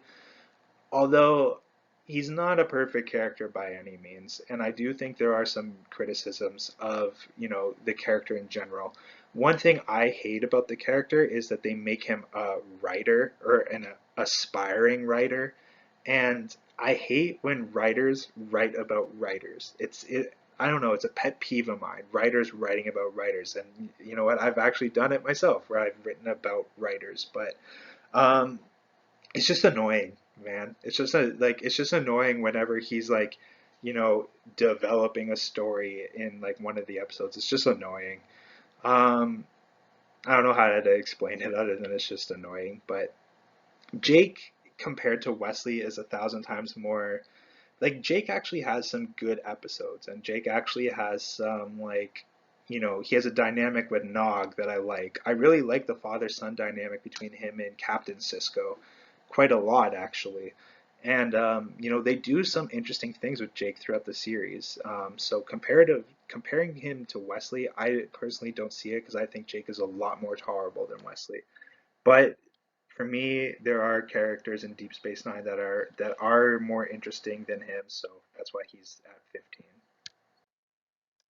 Number 14, I'm going Keiko O'Brien, again, the wife of Miles O'Brien. Now, she's higher in DS9 than TNG because in DS9 they actually give her things to do. She's not just a wife of Miles O'Brien in Deep Space Nine. They actually like do things with her character, and it's like I appreciate it because I actually kind of like Keiko as a person. So when, they do things with her character, it's like, thank you. It's like she's not just like this random side character that exists just for there to be like a wife. You know what I mean?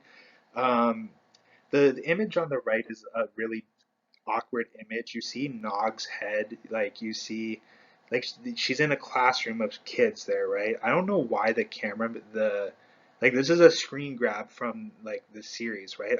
I'm very interested as to why the directors placed Nog at the, so we see the back of Nog's head. He should have switched with one of the humans, right? Where it's like we see the Ferengi child from the side and then like the back of a human head. Not only would it have looked better, but Nog is also a main character while those other kids, other than Jake, aren't. So it's just bad direction. Whoever the director of that episode was, that was just bad direction. But anyways, Keiko, they actually do things with her in Deep Space Nine, and I appreciate it because I kind of like Keiko. So she's higher in this list than she was in TNG. Number 13, Kira Nerys, portrayed by Nana Visitor, or Nana Visitor. Kira Nerys was supposed to be Ro Laren.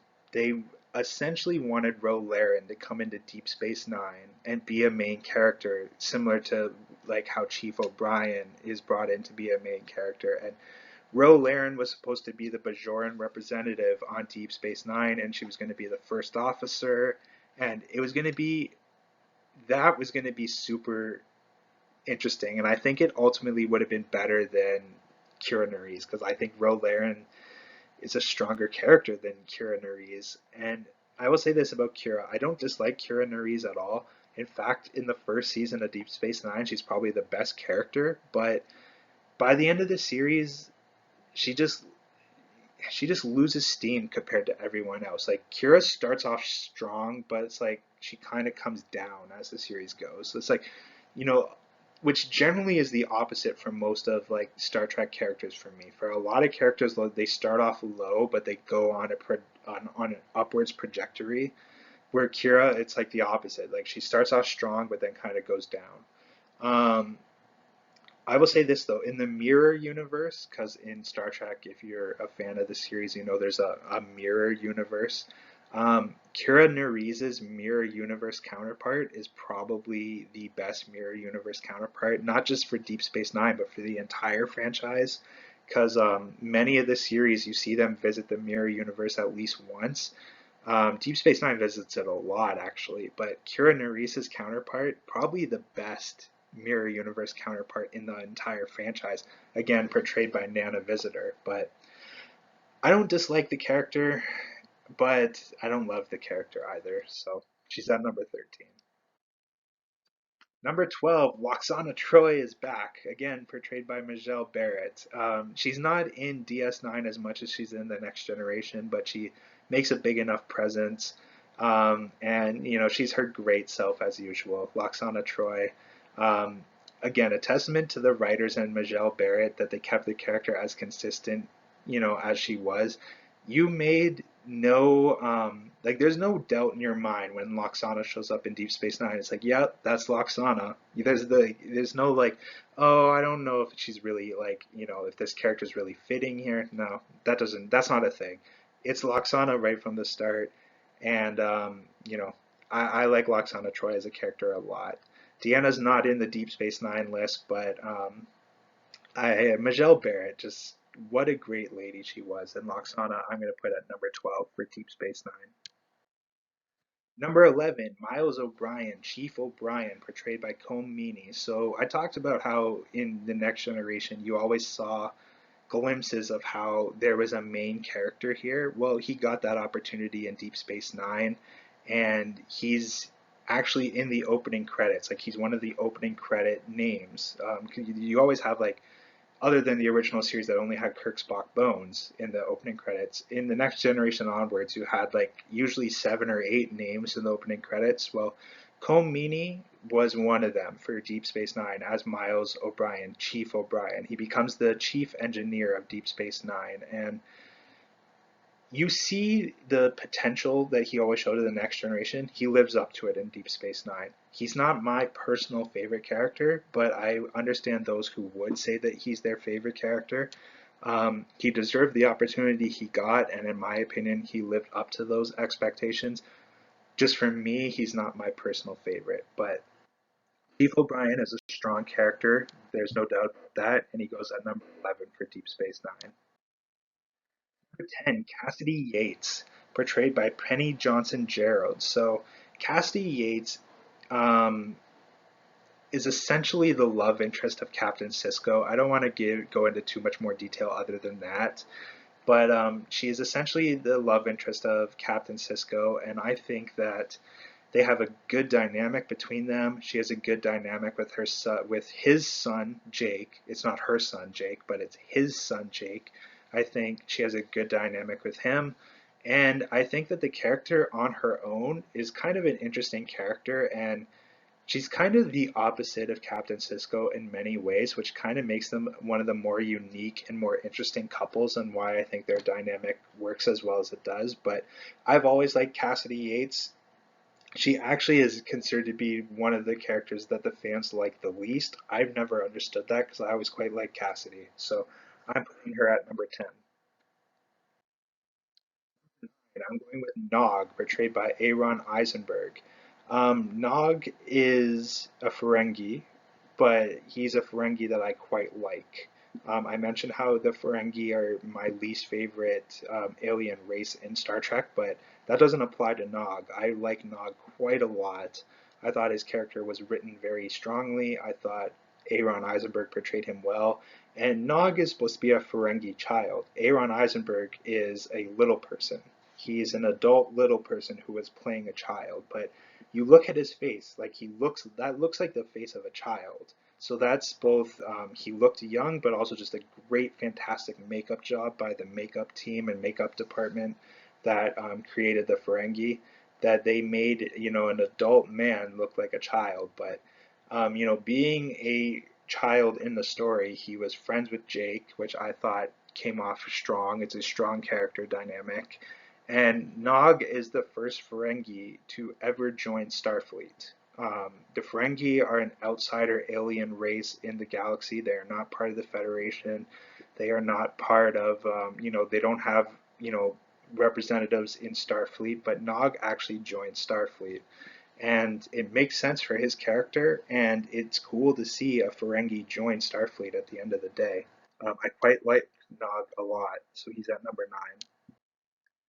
Number 8, I'm going Martok, portrayed by J.G. Hertzler. Um, he's a Klingon that comes in. The Klingons, as Deep Space Nine goes on, have um, in the second half of Deep Space Nine, there's a few storylines in Deep Space Nine going on, but the Klingons have a large role to play in some of the bigger storylines going on in Deep Space Nine, but also independently as well. And Martok becomes quite a major character in the second half of Deep Space Nine, and he has a great character dynamic with Worf, and some of the stuff that goes down between Martok and Worf are some of the best stuff in Deep Space Nine, in my opinion. And Martok is probably one of my favorite Klingons in the Star Trek franchise as a whole. So he's going at number 7. I'm going Worf. Worf makes a hell of a lot more sense in Deep Space Nine than he does in the Next Generation. I've always liked Worf, and you know, placing him in Deep Space Nine, he's not there from episode 1 until the end. He comes in, I believe it's season 4. He comes in. It might be season 3. I think it's season 4 though, but whatever season he ends up coming in, he's a main character in he's in the opening credits from the day he comes in all the way through the end, and he's in virtually every episode, and he's one of the lead characters like he was in the Next Generation, but he makes a hell of a lot more sense in Deep Space Nine as an individual character, but I also think his character in general fits the themes and feeling of Deep Space Nine better than he fit in the Next Generation, anyways. So Worf, you know, lived up to his potential stronger in Deep Space Nine, so he's at number 7. Number 6, I'm going Captain Benjamin Sisko, portrayed by Avery Brooks. I like Captain Sisko a lot. Um, he's has a very interesting character journey in Deep Space Nine.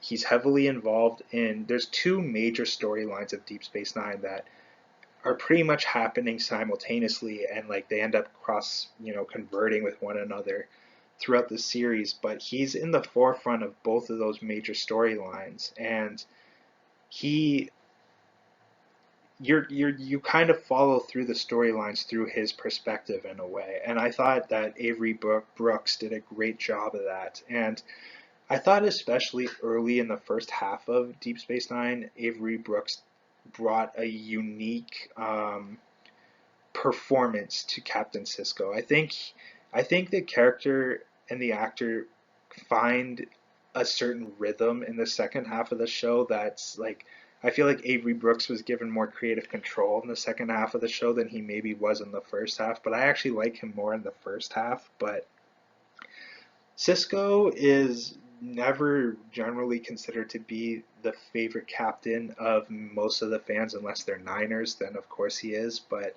um, Niners being Deep Space Nine fans. But yeah, he's a good captain, but he's not quite at the level of Picard or Kirk or Janeway. But he's a great character nonetheless. He's in the forefront of the major storylines of Deep Space Nine, and Avery Brooks did a great job performing the character. So for me, he's going at number 6 for DS9. Number 5, I'm going Odo, portrayed by Rene Auberjonois. I'm Canadian. I should be able to pronounce French names better than I can, but Rene Auberjonois um, played Odo, and Odo is like, every series has like an outside character in Star Trek. The original series had Spock, the Next Generation has Data, Voyager has B'Elanna and Seven of Nine, Enterprise has T'Pol, etc., etc. For me, Deep Space Nine has probably a few that you consider outside characters. Um, but Odo is the one that, for me, he's not Spock-esque, but he definitely carries that concept of like this is the outside character within this part of the franchise, right? Like he's the one that sticks out, he's the one that doesn't quite belong, and yet he's there anyways. And I thought Odo, given, how he was set up to be that. His character, I think, makes a lot of sense for like what happens throughout Deep Space Nine. And I thought Rene Auberjonois portrayed the character again. He kind of has like a little bit of that Scotty feel where he's super serious, but he's also comic relief. And the comic relief kind of comes from him being such a serious character. And I put you know, the picture at the left is him beside Quark, and I can picture that scene just based on the image itself. It's like they're both looking at something and they're commenting on something and they're kind of joking with one another and they're bantering to one another. The two best banterers in Deep Space Nine, Quark and Odo. And again, if I do a top 10 character dynamic list, Quark and Odo would be in that list as one of those character dynamics. They have a fantastic dynamic. But the funny thing is, the two of them hate each other. They hate each other, and in that scene, they're kind of commenting and joking about something together, and it's such a fun, lighthearted, cool moment. Seeing it's always great when two characters that really hate one another and expertly banter against one another team up to banter against someone else, like they did there. Um, but Odo, I really like the character, and by the end of the series, the character actually becomes a highly, highly important character to Deep Space Nine. So for me, he's going at number five. Number four, I'm going Dr. Julian Bashir, portrayed by Alexander Siddig. Doctors in general perform really well through most of the franchise, unless you're Beverly in the Next Generation. Sorry to Beverly fans, but Julian is interesting because he's like the opposite of Kira. Because like for me, I said Kira started off like really strong and then worked her way down. Well, for me, Bashir was the opposite. Like he started off like down here at the bottom, but like he projected up, up, up, up as the series went on. And you learn more about Dr. Bashir as the series goes on, and you're like, okay, that makes a lot of sense. It's like, okay, you know what? I'm glad they added this to his character. And he he has character dynamics with Miles. He becomes really close friends with Chief O'Brien, which they have a good character dynamic. He has interesting dynamics with Dax, which I think are strong. He has a very interesting dynamic with Garrick, and that's some of the best character dynamics in Star Trek as well. But on his own, he's a great character. And he's like, you know, he's a super super genius, but he's also like he's got that like young man inside him that like he he likes he's like a big womanizer. He likes the girls, but the girls don't necessarily like him back.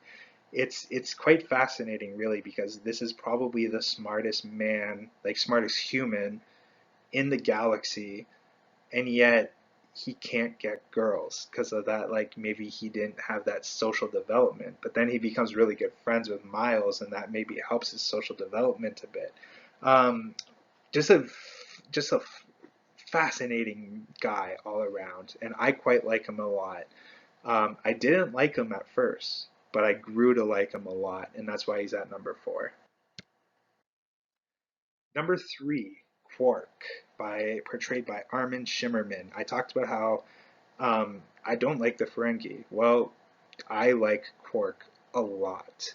And if it wasn't for Quark, I would absolutely despise the Ferengi as a whole. But he saves them. He saves them from being the absolute worst of the worst to being respectable, because that's how good of a character Quark is. He owns a bar on Deep Space Nine, and he works as a bar, so he kind of has like you know a little bit of the Guinan role, but the opposite, because instead of inspiring people, he wants to try to take advantage of everybody he can. He's the ultimate capitalist. I'm going to make as much money as I possibly can, and I will step on anybody I can to make that money. And which makes sense to the Ferengi, but it also makes sense to Quark as an individual. And Quark would probably be number one or number two on most people's DS9 lists. For me, he's number three, but I like Quark a lot. He adds an interesting dynamic to the show. He adds a different perspective to the show, which I think is ultimately important. And he adds diversity, not in terms of race, which I guess he kind of does because he's a Ferengi, but he adds diversity of character because he is so much different than what you standard get in Star Trek. And he's in the opening credits, and like it's the first time that they kind of put like an anti-hero in Star Trek or a tweener. I think he's more of a tweener than an anti-hero, but they put like a tweener in the forefront of one of their series, and I thought it worked out very well. I thought it was a great choice. Um, a great risk, but it paid off. Quark is a great character. Two, Garrick, everybody's favorite guest star, Garrick, portrayed by Andrew Robinson.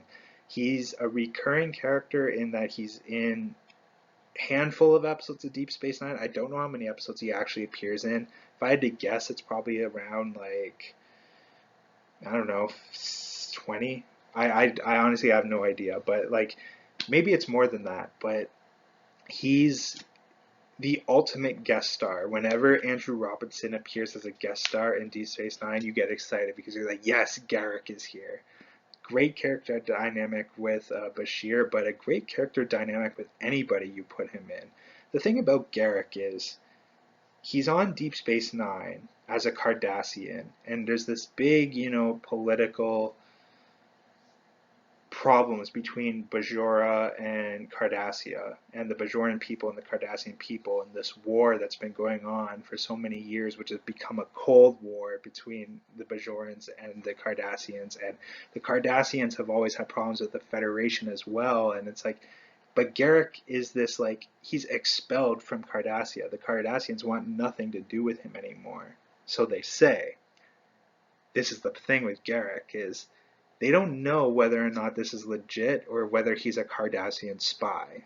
They have no idea if they, but legally they have to treat him as an individual, right? Like he's just an individual man on what is ultimately a galactic community space station. Deep Space Nine is not owned by Starfleet, so it's like there's this Cardassian that they suspect is a Cardassian spy, but officially he's expelled from Cardassia, and they want nothing to do with him, and he wants nothing to do with them. But he's probably a spy, and yet you never know, and they keep you on the edge of whether he is or whether he isn't, and every time he appears, you always think it's like man, whichever way they go with this, it's going to make complete sense. And they do go one way. They do by the end of the series reveal that he is or isn't and never was. I won't say which one it is, but like throughout the entire series, you're like, man, whichever way they go with this, it's going to make 100% complete sense. That's a testament to how well the character is written, but how well it's portrayed by Andrew Robinson Garrick, one of the best characters in Deep Space Nine by a long mile. By a long mile. Number one, Jadzia Dax, portrayed by Terry Farrell. Again, I talked about Jadzia Dax a lot in my top women of Star Trek, so I'm going to move on. I will say this. She's the best character in Deep Space Nine because every episode where she's the lead character is phenomenal. And I would say the best Deep Space Nine episodes, at least my favorite Deep Space Nine episodes, usually featured Jadzia Dax as the featured character that episode. And I will say this because I didn't say this in the top 10 women of Star Trek. I talked a lot about what Jadzia Dax is, right?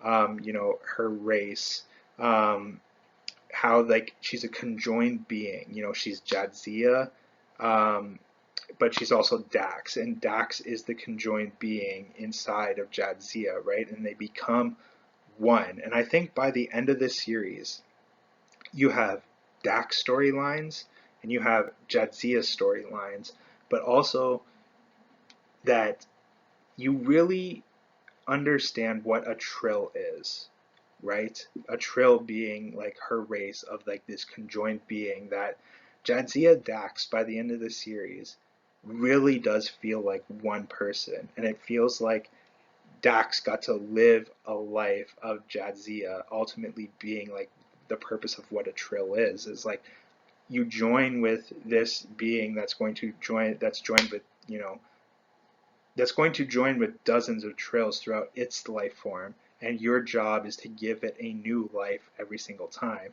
And Jadzia Dax, like I said, you have Jadzia storylines, you have Dax storylines, but by the end, they really find this groove of like them becoming one. And it's so great and interesting to watch. I love Jadzia Dax. I talked about her a lot in my other videos, so I'm going to move on. But for me, definitely the best character in Deep Space Nine. It is not particularly close. So I'm just going to take a quick bathroom and water break, and I will be back to continue with Voyager. Okay, I'm back, and we have moved on to Star Trek Voyager. Now, Star Trek Voyager, I ranked really high on my list of, my preference of the series and movies list. I put Voyager really high, and I put it as actually my favorite of the TV series. And one of the reasons why it's my favorite of the TV series, because I talked about those things before, plot, theme, characters. Well, this video is talking about specifically about characters, and I will say this. While Deep Space Nine probably had my least grouping of characters, least favorite grouping of characters, Voyager by far has my favorite group of characters. Kirk, Spock, and Bones are on a different level, right? But they're only three characters, and they, like I said, the way the original series is constructed is generally different from the way the rest of the series are constructed within the franchise. Kirk, Spock, and Bones are on a level of their own, right? But when I look at the overall arching cast of all the different series, Voyager is definitely number one. I love the Voyager characters. And of all the different series, the one series where like I feel like the characters are one giant family, where I feel like that really big theme of like these people are family, I get that most in the Voyager crew. I really do. That's not to say that everything is lovey-dovey perfect between them. No, nothing's perfect in family. There's a lot of butting of heads in family, but there's also a lot of love. And I think that's very much there in Voyager, is that these people are a legitimate family at the end of the day. And that comes with both the positives and the negatives of that word. But Voyager, for me, definitely my favorite group of characters without a doubt. Um, I'm not saying I love every single one on this list. I don't love every single one on this list, but as an overall arching list, it's my favorite of the list. So let's get started. Number 17, Kes, portrayed by Jennifer Lea, and she's the one character on this list that I absolutely despise. I never liked Kes. I ranted about Kes quite a bit in my Women of Star Trek video, so I won't say too much more to add on to that.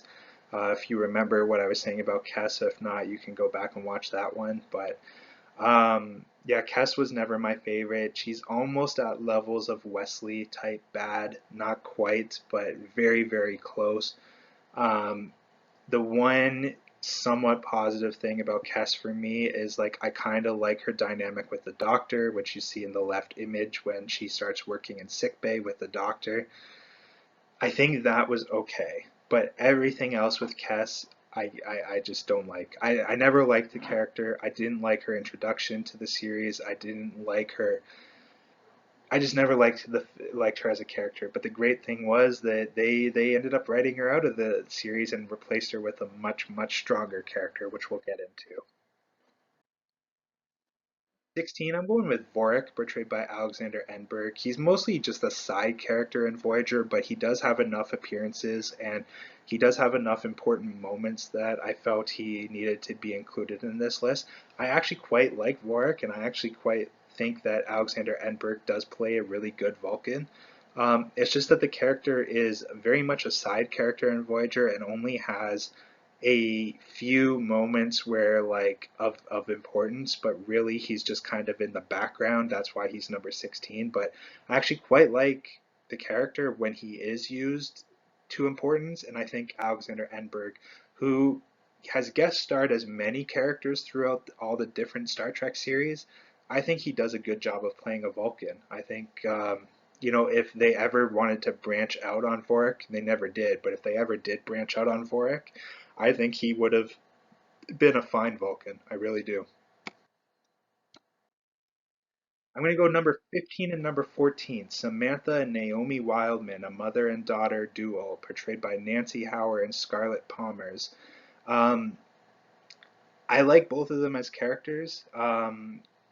Naomi does become a more important character as Voyager goes on, but they introduced Samantha Wildman with the idea of like we're gonna get to see a mother and a daughter on a Star Trek ship, and I thought for the most part it worked out. Again, Naomi, which is the daughter, is generally considered to be one of the most annoying Star Trek characters according to fans. I don't know why. I don't dislike Naomi at all, to be completely honest. I actually quite like Naomi, and I think her dynamic with her mother and her dynamic with Neelix, and especially her dynamic with Seven of Nine, I think all those are fine. I quite enjoy all of them. I've never had an issue with Naomi or Samantha. I quite like both of them.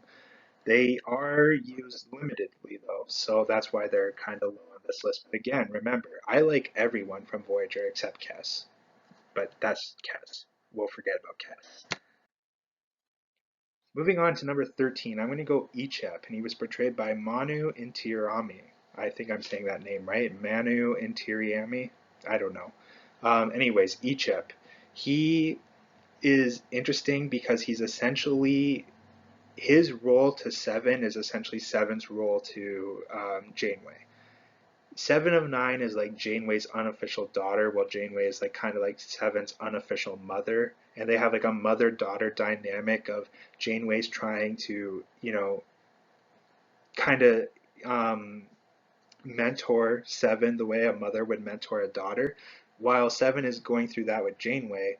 She's going through that with Ichep, but she's in the role of mentor. So it's Seven of Nine is such an interesting character with everything they did with her.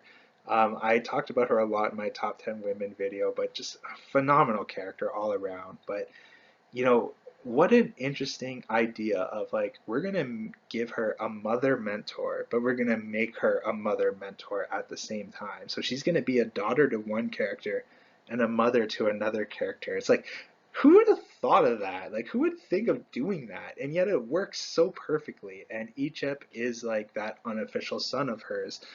Because he's in the same situation as she was. He's a rescued member of the Borg who is trying to transition out of being Borg into, who he was before he was Borg. And Seven is helping him do that. And Ichep, on his own, isn't the most interesting character, I'm not going to lie, but because of the dynamic that includes Seven of Nine, it pushes him up higher on the list than he would have been on his own. If he was just on his own, he probably would have been second to last, just because on his own he's not the most interesting guy in the world. But it's his relationship with Seven that pushes him up higher on this list. Number 12, Deanna Troi. She's back. Like I said, less is more with Deanna. And with Deanna, they went back to the basics in Voyager and they really just focused on her being a counselor and, counseling um, generally Reginald Barclay, but sometimes the Doctor through whatever it is that's going on inside episode. I won't spoil any of the situations, but less is more with Deanna. I quite like Deanna in Voyager. Whenever she shows up in Voyager, I like her. I like seeing her there. Less is more with Deanna. When you give us less, she gives us more in return. Less is more with Deanna. She's better in Voyager than she is in TNG because they don't overuse her.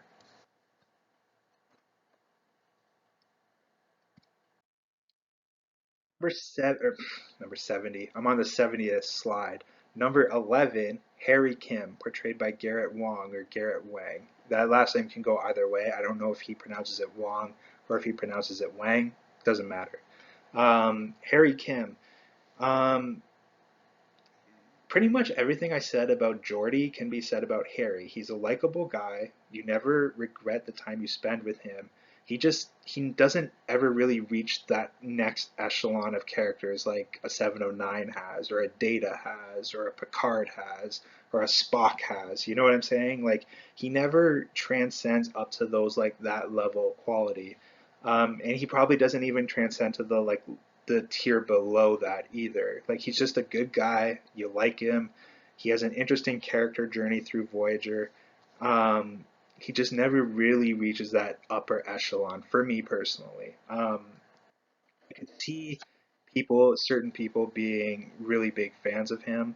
He does kind of represent, being, the young kid, not like Jake or Wesley level kid, but like they're like teenagers where like Harry's more like, mid to late 20s, but like he represents that younger type of person being inserted into this role of importance in this extraordinary situation that Voyager finds itself in for most of the series. And you see him grow from being a young, scared man to a confident, in control, wise man by the end of the series. And it's an interesting journey. Harry Kim for me, number 11. Number 10, I'm going with Neelix. I quite like Neelix. There are a lot of fans. I think Neelix is kind of like Q, where it's you either love him or you hate him. And it's interesting I say that because I don't really think I love or hate Neelix. I would say I like Neelix, but I would say for a majority of people, he's a love or hate type character. So I would understand if anybody felt either way on him. But I think that his character makes a lot of sense for Voyager. I don't want to go into too much context or spoiler territory here, but Ethan Phillips generally portrays Neelix as, the comic relief, or at very least the, positive, kind of feel good energy whenever he's on screen. And that's what Star Trek's about at the end of the day, is feeling good, right? Like Star Trek obviously has its like really deep, serious moments, and that's part of Star Trek as well, but I like Star Trek to make me feel happy. Like I like spending time with these characters to feel happy. I like, experiencing these themes to feel happy. And I think Neelix kind of embodies what Gene Roddenberry always wanted Star Trek to be, which is, something to make you feel good, something to feel happy. So for me, I'm putting Neelix at number 10, and I can feel my voice starting to go a little bit. Number 9, I'm going Chakotay, portrayed by Robert Beltran. Robert Beltran in real life doesn't like the character of Chakotay, and quite he doesn't quite like Star Trek in general. Like he has a very like I don't know how to describe his relationship to Star Trek. I don't know what descriptive word I want to use. Tumultuous, maybe. I don't know if that's the right one, but he has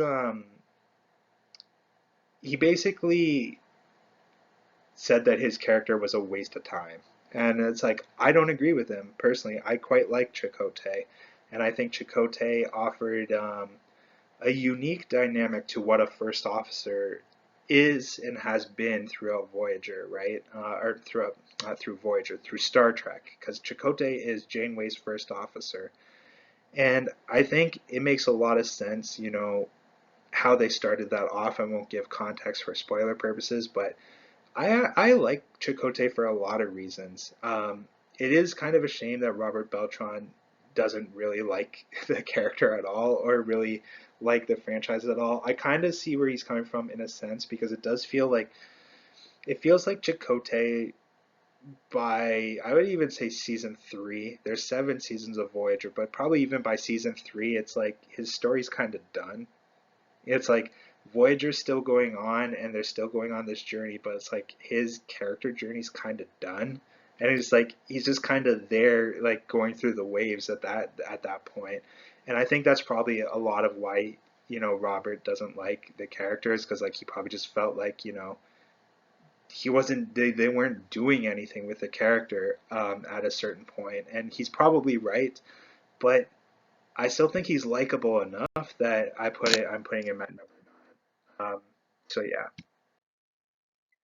number 8, Q, portrayed once again by John Delancey, and I quite like when Q shows up in Voyager. Um, they don't overuse him as much as they overuse him in TNG, and Q is Q.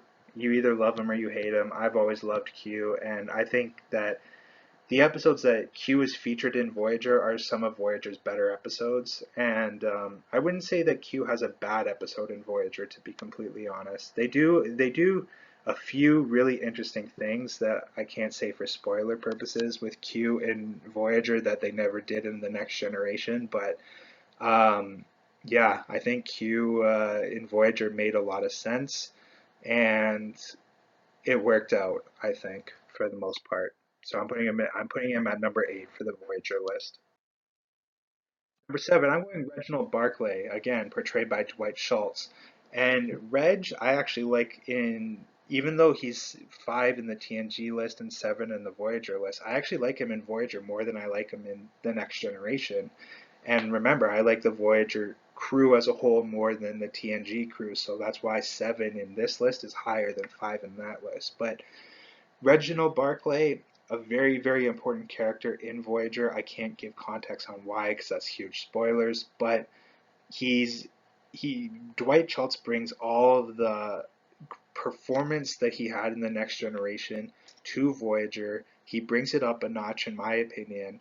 Not in, I don't mean like he put like he brings it up a notch in the performance itself. I just mean the quality of the performance itself is brought up a notch.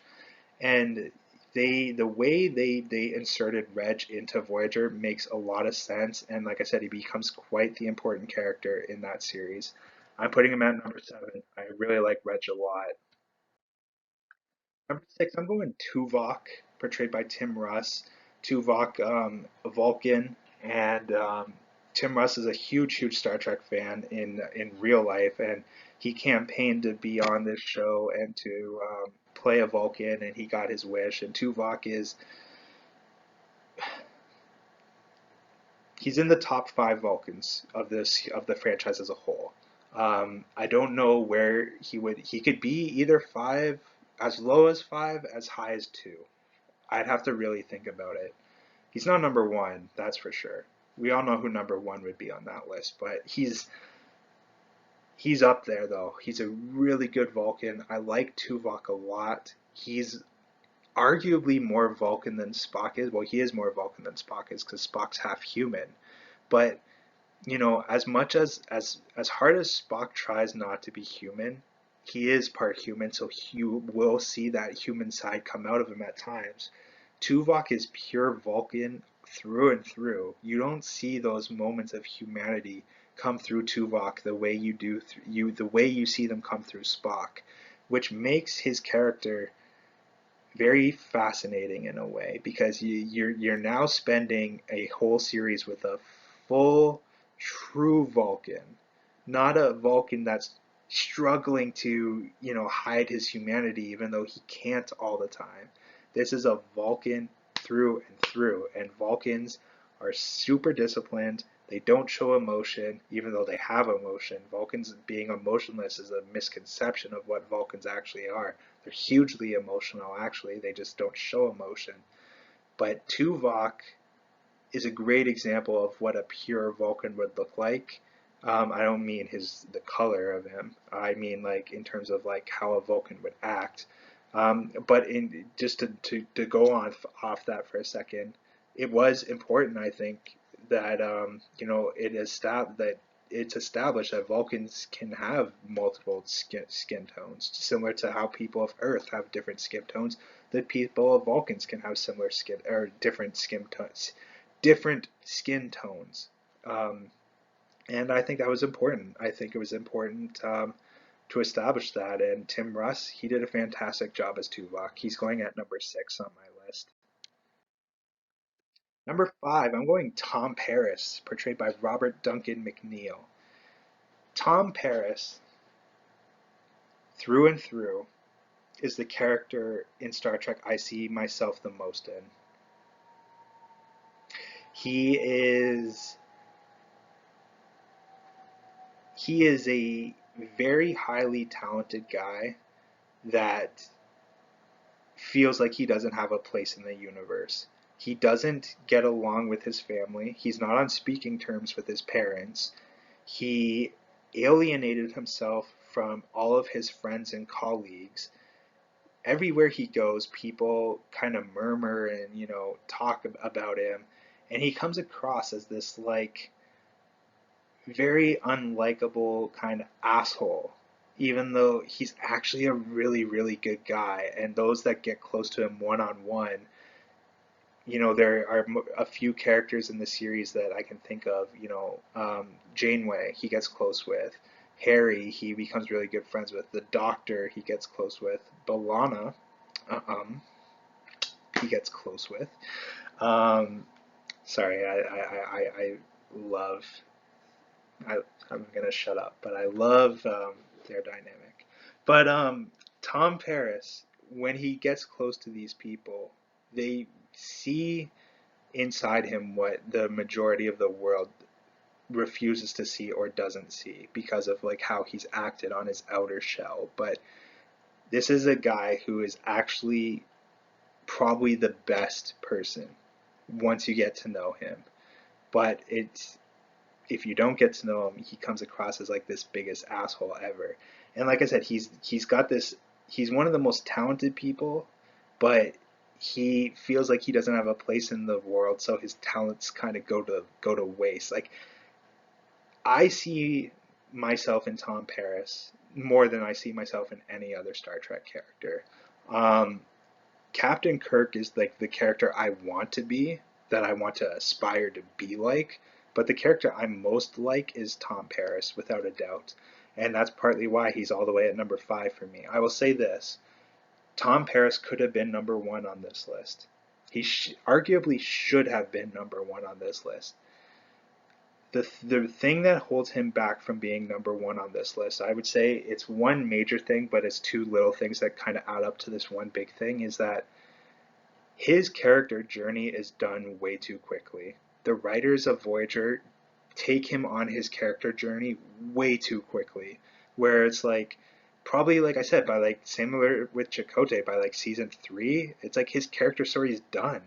And it's like he's just kind of there for the rest of it. They put him in interesting scenarios on like Chakotay, who's just really just kind of there, but Tom Paris's journey as a character, his coming of age, is done way too quickly. Like they did a good job and they did what they set out to do with his setup.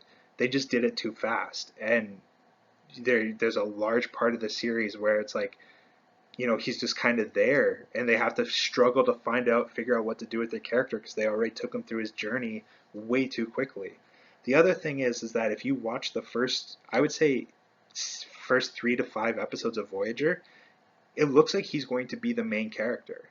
Like if you watch it, especially the first 2 episodes of Voyager, when you watch them, it's like, holy crap, they're making a Star Trek series where the main character is going to be somebody that's not the captain. Like I said, in all these series, you know, they're all the main characters, but at the end of the day, even in DS9 and TNG, Picard and Cisco are still the like quote unquote main character, right?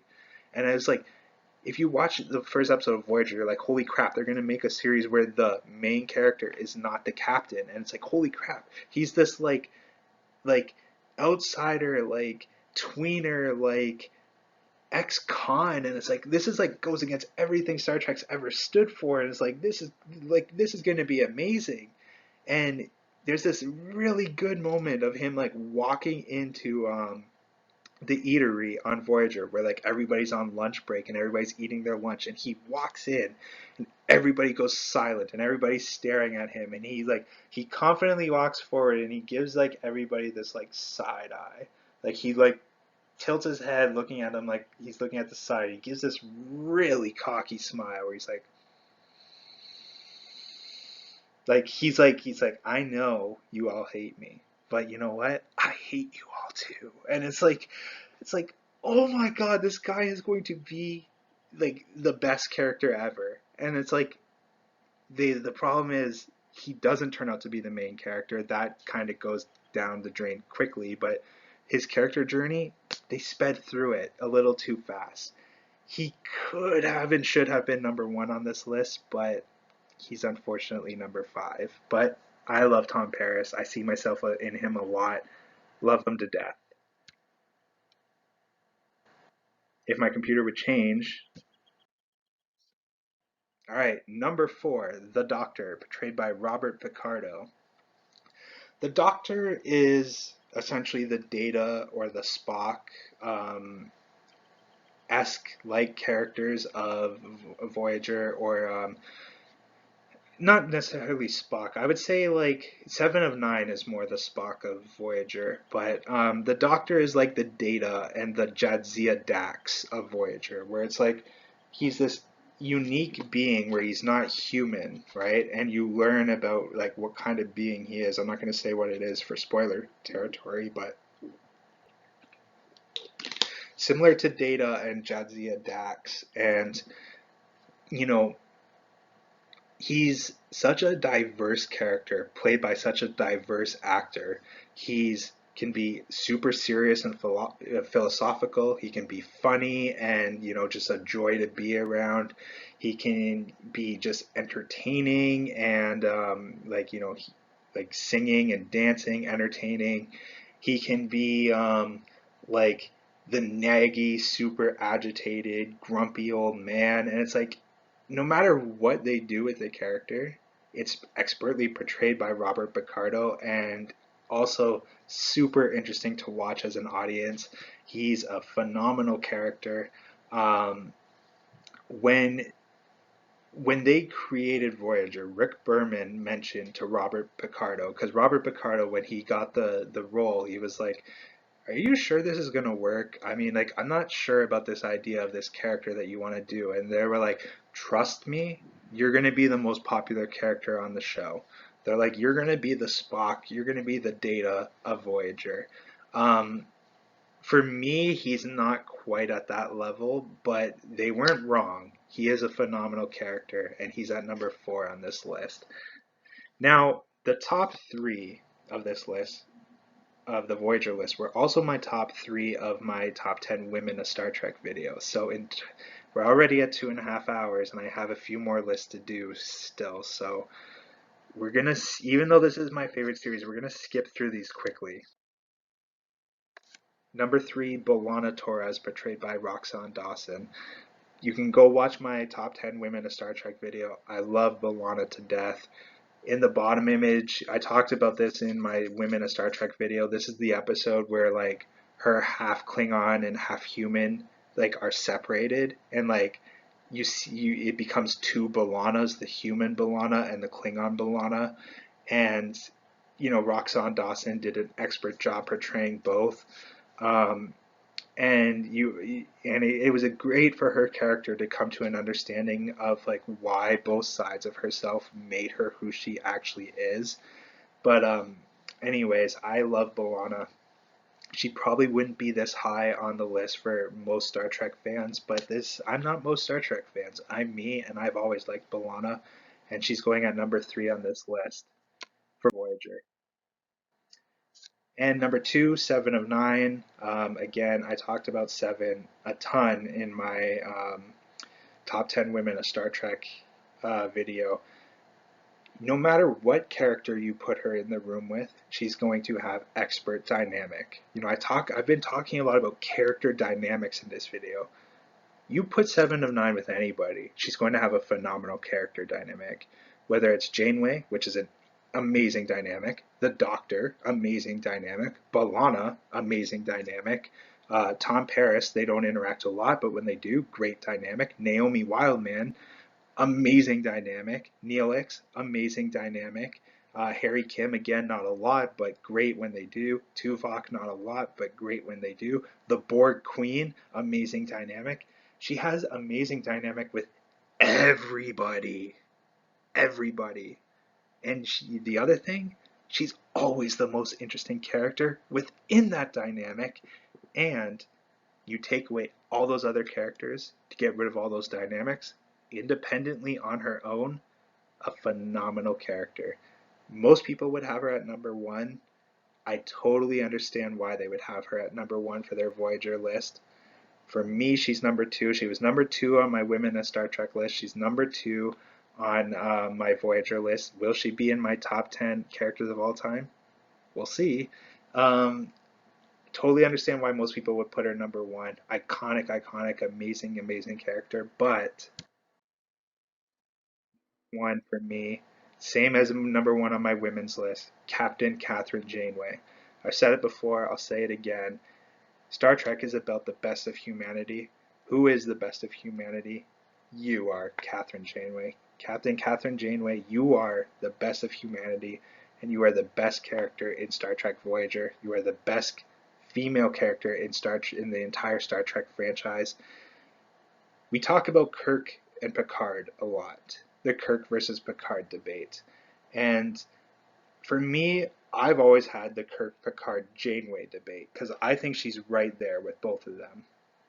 And if you were to ask me whose ship I'd rather be on, Kirk, Picard, or Janeway's, I would say, well, first of all, I want to be on my own ship because I see myself as a captain, or at very least a first officer, because that's what I am generally when I work, right? I'm either a director or an assistant director, and assistant director is pretty much akin to first officer. So I would be captain or first officer on my own ship, in my opinion. But if I had to join Picard, Janeway, or Kirk's ship, there's pros and cons to all three of them. All three of them have pros and cons. None of them are perfect. All three have pros and cons. But I will say this about Janeway.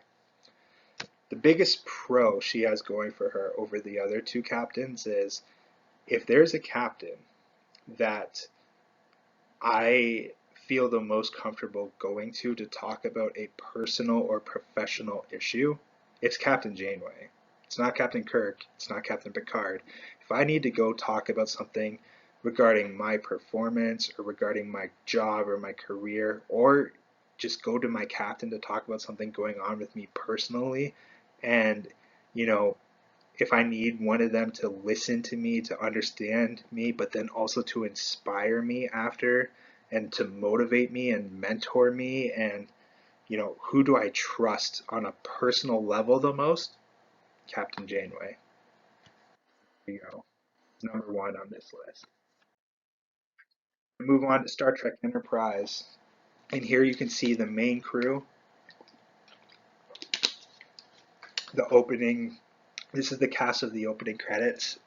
Enterprise has less people than the other list, but I still have 4 lists to go, so I really need to hurry up here. I'm already at 2.5 hours. Holy crap. It's realistic I can get this done in an hour. I'm going to try my best.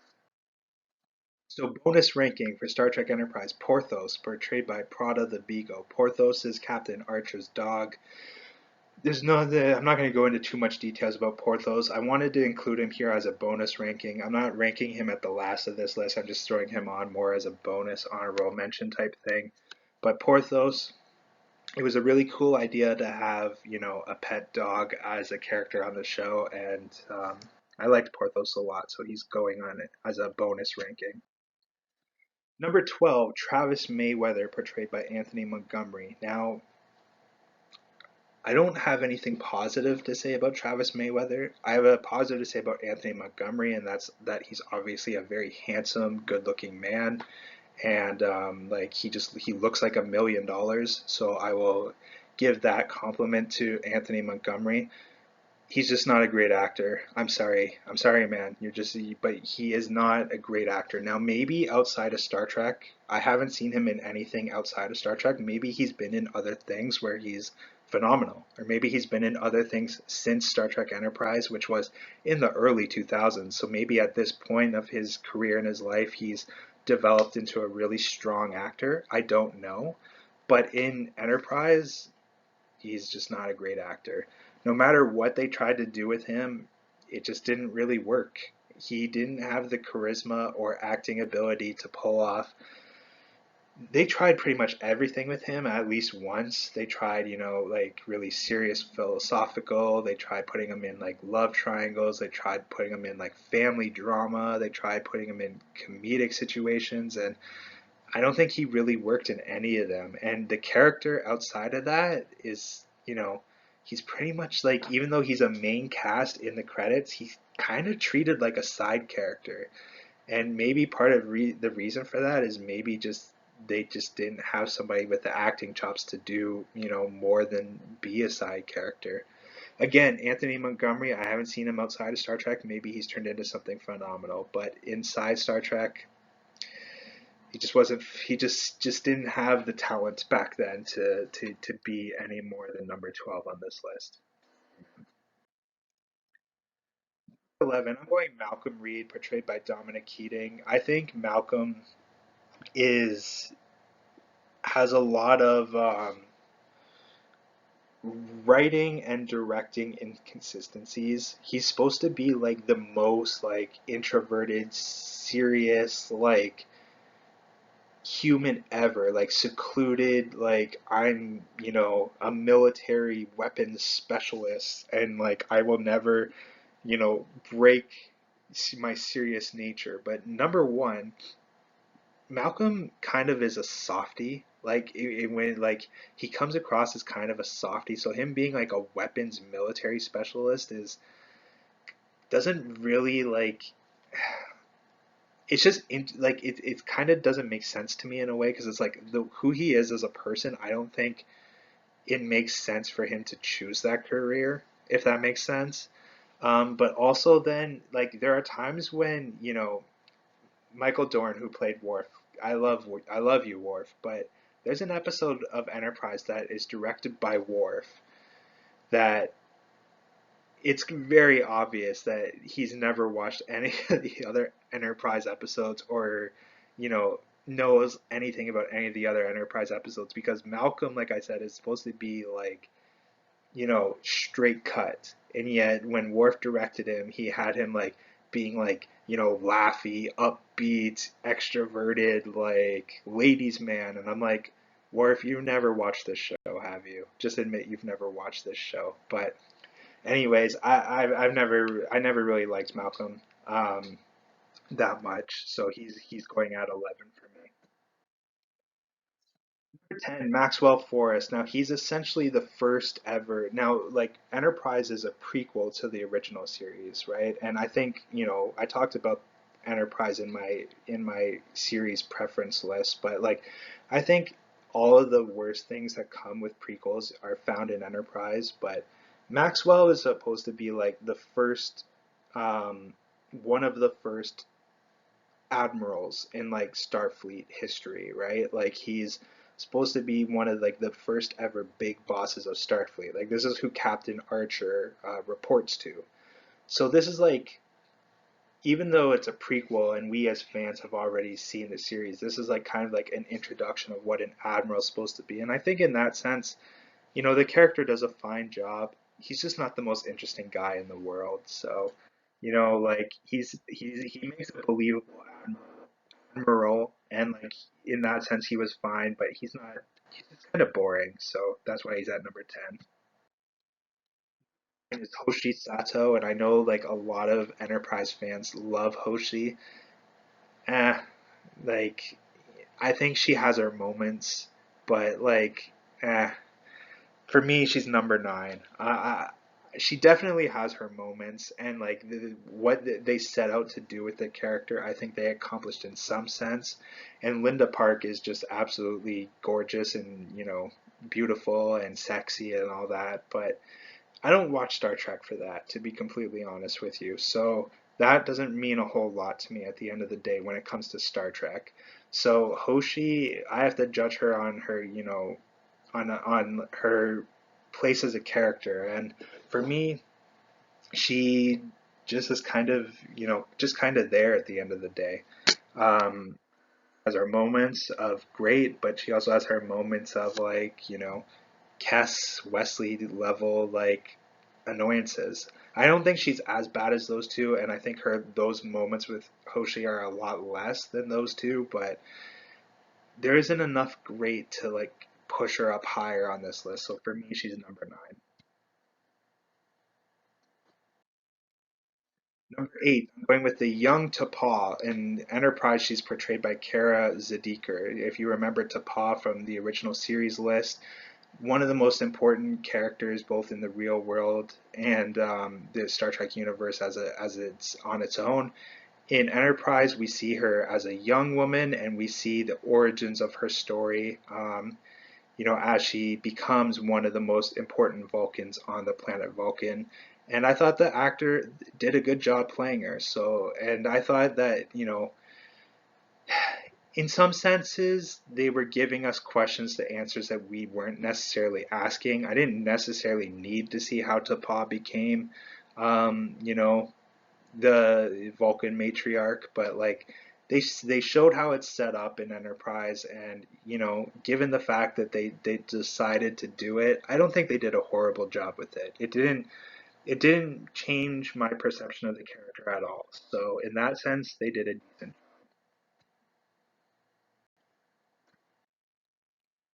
Seven, I'm going with Teles, portrayed by Joanna Cassidy. Teles is T'Pol's mother, and obviously we haven't seen T'Pol yet, so we've seen a theme of like parents, mothers, and fathers ranking above their kids in these lists.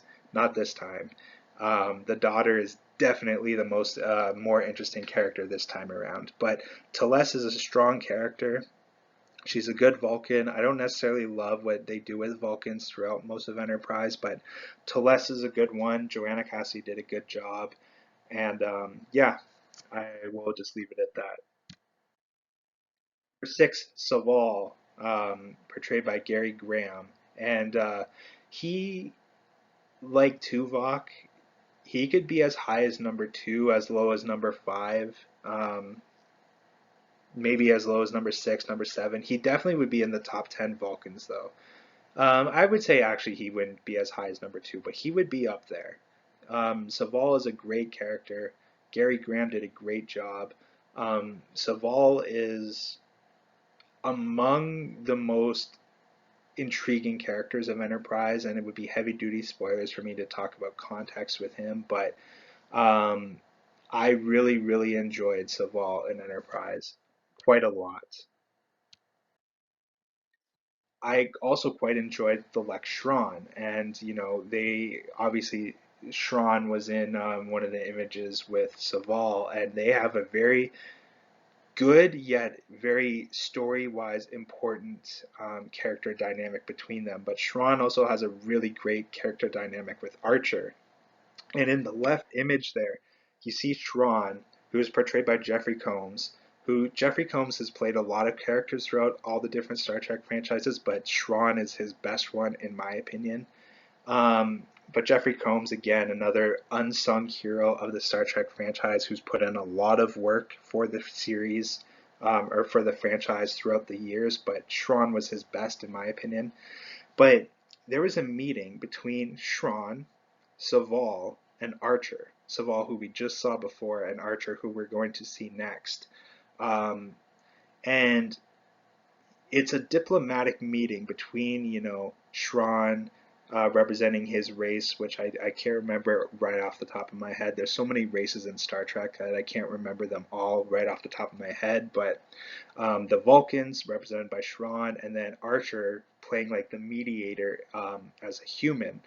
And at the end of the episode, they come to not an agreement for the whole overarching whole story, but they come to an agreement on the immediate problem that they were facing in that episode. And Saval mentions to Archer, the Vulcan Saval goes, Captain Archer, I want to say that your presence here was not totally unwelcomed. It was basically his way of saying like you did a good job. And then he walked away and Schron is there and you can see he's about to smile. He kind of like looks at Archer like this and he goes, I think he likes you, Pigskin. And like, 'cause that's what he calls Archer, Pigskin or Pigskin, whatever it is he calls him. He's like, I think he likes you, Pigskin. And it's like, it was such a fun, cool little moment that like I had to find a picture of it and put it in for Schron. Um, I was like, when that moment happened, it was one of those little moments in Star Trek that just made me giddy, man. But Schron, I'm putting at number five. Number four, I'm going Captain Jonathan Archer, portrayed by Scott Bakula. He would have been higher on this list. And going into season three, season four, I thought and expected him to be number one on this list. But he does something so absolutely like stomach turning in season three. I'm not going to say what it is that made me literally feel nauseous that it dropped him from number one all the way to number four for me for the Enterprise list because I was like, I understand what the writers were doing, and they were trying to be bold, and they were trying to be brave, and they were trying to, make a statement and, push boundaries and do the unexpected. I understand. I understand completely what they were going for. But what he did, and I'm not going to say what he did, was so Captain Star for Star Trek like that it made me sick to my stomach. Literally, I felt nauseous after it. And I was like, I can't admire you the way that I admire the other captains in this series. I'm sorry. Like what you did, I understand even in the context of like why he made the decision. Was the decision he made necessary for the mission at the time? Probably. Like that's the sick thing though, right? Like is that he did a sick thing that was probably necessary. And it made me feel nauseous all the same. And I was like, that's so disgusting what you did. I can't get behind it. Even if it was absolutely necessary, I can't get behind it. Um, and there are other moments in the series where the fans have said similar things about some of the decisions that Archer makes. Now, there's another decision earlier on in the show that a lot of fans, the way I just described how I was feeling from the thing that happens in season three, that they felt the same way from him in season one. And I disagree with them on that one. I think in the season one instance, the decision he made absolutely was 100% the correct and captain like thing to do. Where I don't understand why some fans were so turned off by that decision, but I felt that way later on in the decision he made in season three, though. So that's why Archer's at number four. Number three, Dr. Phlox, portrayed by John Billingsley. Dr. Phlox is a very diverse character, very unique character, and like, his branch of medicine, both in terms of like the era of where Star Trek is at the time, is different from all the other doctors, but also his species, right? Like he's bringing in his, medicinal, like his medicinal knowledge of his species, right? And even though he's serving on a human ship, he's often using unorthodox methods of medicine that is from his home world rather than from Earth. And also, like I said, because this is taking place like 100 years before the original series, the technology is different that's available to Starfleet than it was in any of the other series. So in all that, we get a lot of innovative Doctor moments from Doctor Phlox, but him as a character outside of being a Doctor is quite an interesting character as it is. And again, he's one of those characters, whenever he's the main character of the episode, you know you're going to get a good one. And that's a really big compliment to him. He's also the fans, like he's the common choice for the fans of who's the best character in Enterprise. He's the common answer. He's not my number one though. And I'm going to move on to number two. Charles Tucker III, Trip himself, portrayed by Connor Trinneer, and he's Trip is an interesting character because when I watched the first season and a half to maybe, yeah, I would say the first 1.5 seasons. Now, Enterprise has 4 seasons. When I watched the first, I would say first season and the first half of season two, I really didn't like Trip. I wanted to like Trip, but I didn't. And I'm like, this guy makes me uncomfortable in a way. And, he has like, I would say, kind of racist like tendencies towards Vulcans. You see him standing next to T'Pol in the image on the right. But for what's happening between human and Vulcans at this point of the universe, it makes sense. And you know what? Part of his character journey is about learning to give up those biases and learning to give up those, um, what's the word I'm looking for? Um, Not biases, bigotries. To learning how to give up those bigotries. And he does give up those biases, he does give up those bigotries, and by the end of the series, he's actually lecturing other people on their racism towards Vulcans. So, that's not why I like him, though.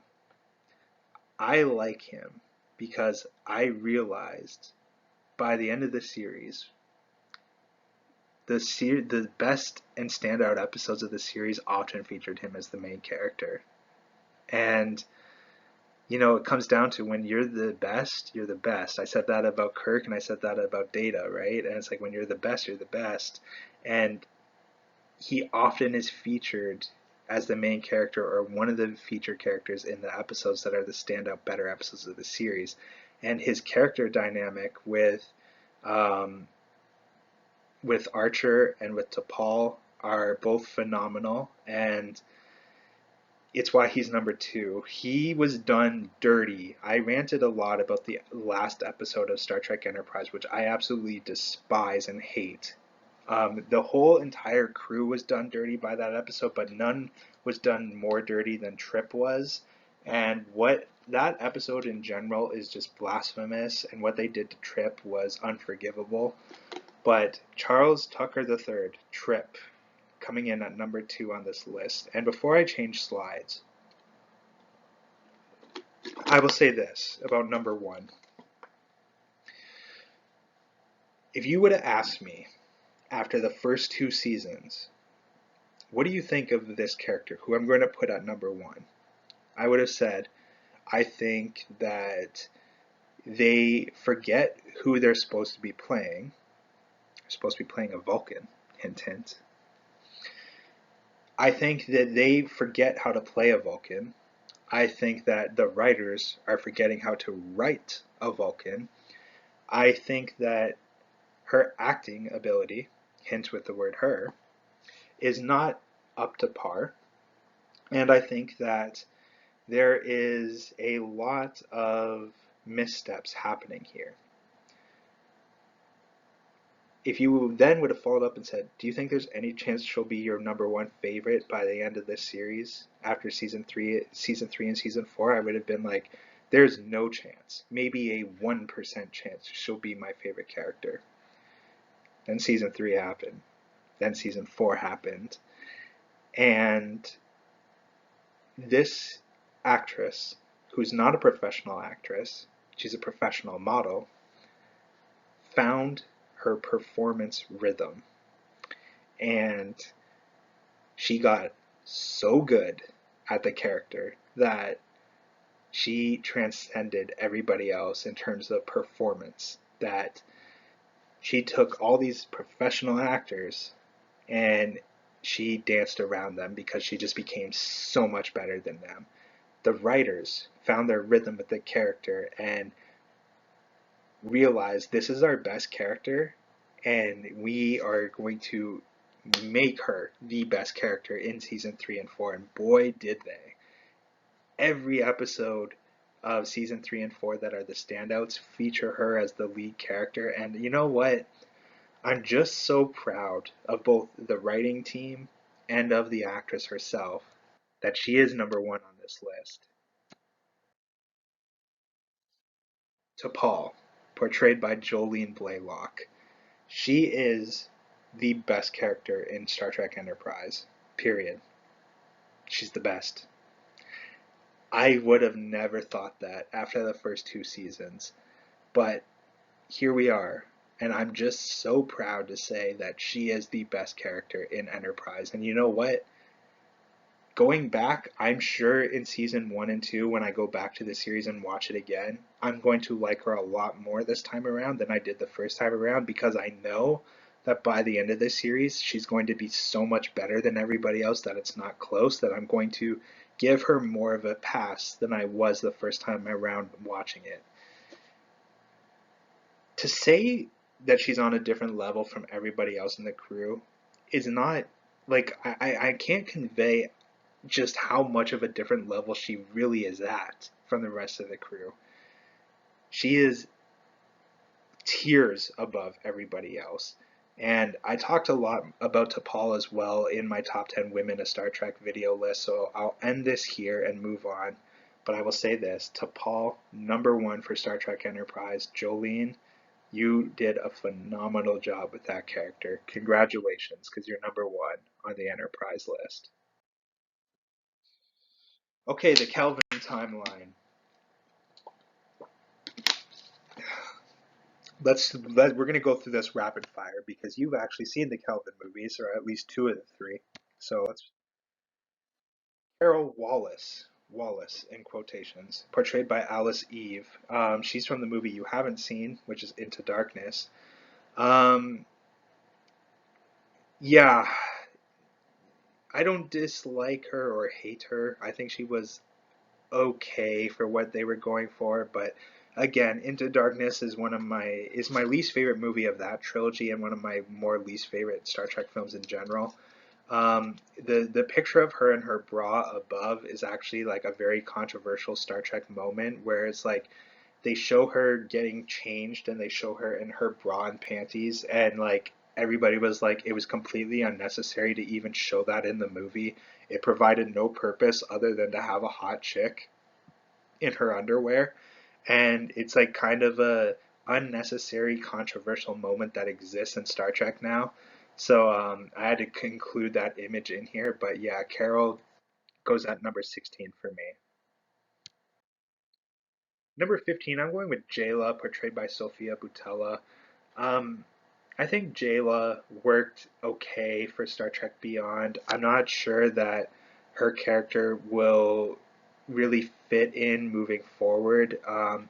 I do think if they bring her back, they're gonna have to dial her down a bit, and make her more like, they end Star Trek with Beyond with saying that she's being sent to Star Trek Academy. So if I was to bring her back, I would be like, okay, you need to be more like, you need to be more like Starfleety. You know what I mean? Like you need to have like more of a typical crew feeling to you.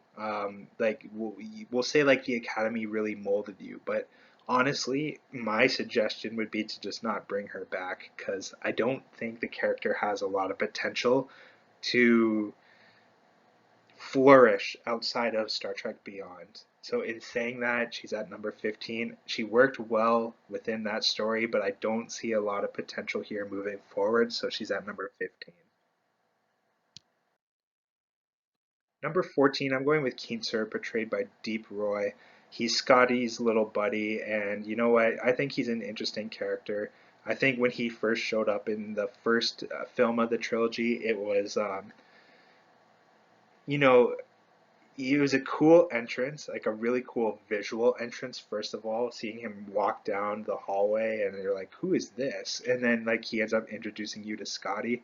And then he's kind of been kept around, here and there through Into Darkness and through Beyond. But um, there just really isn't a whole lot here at the end of the day, to be completely honest. Like, he's a side character, he has his moments.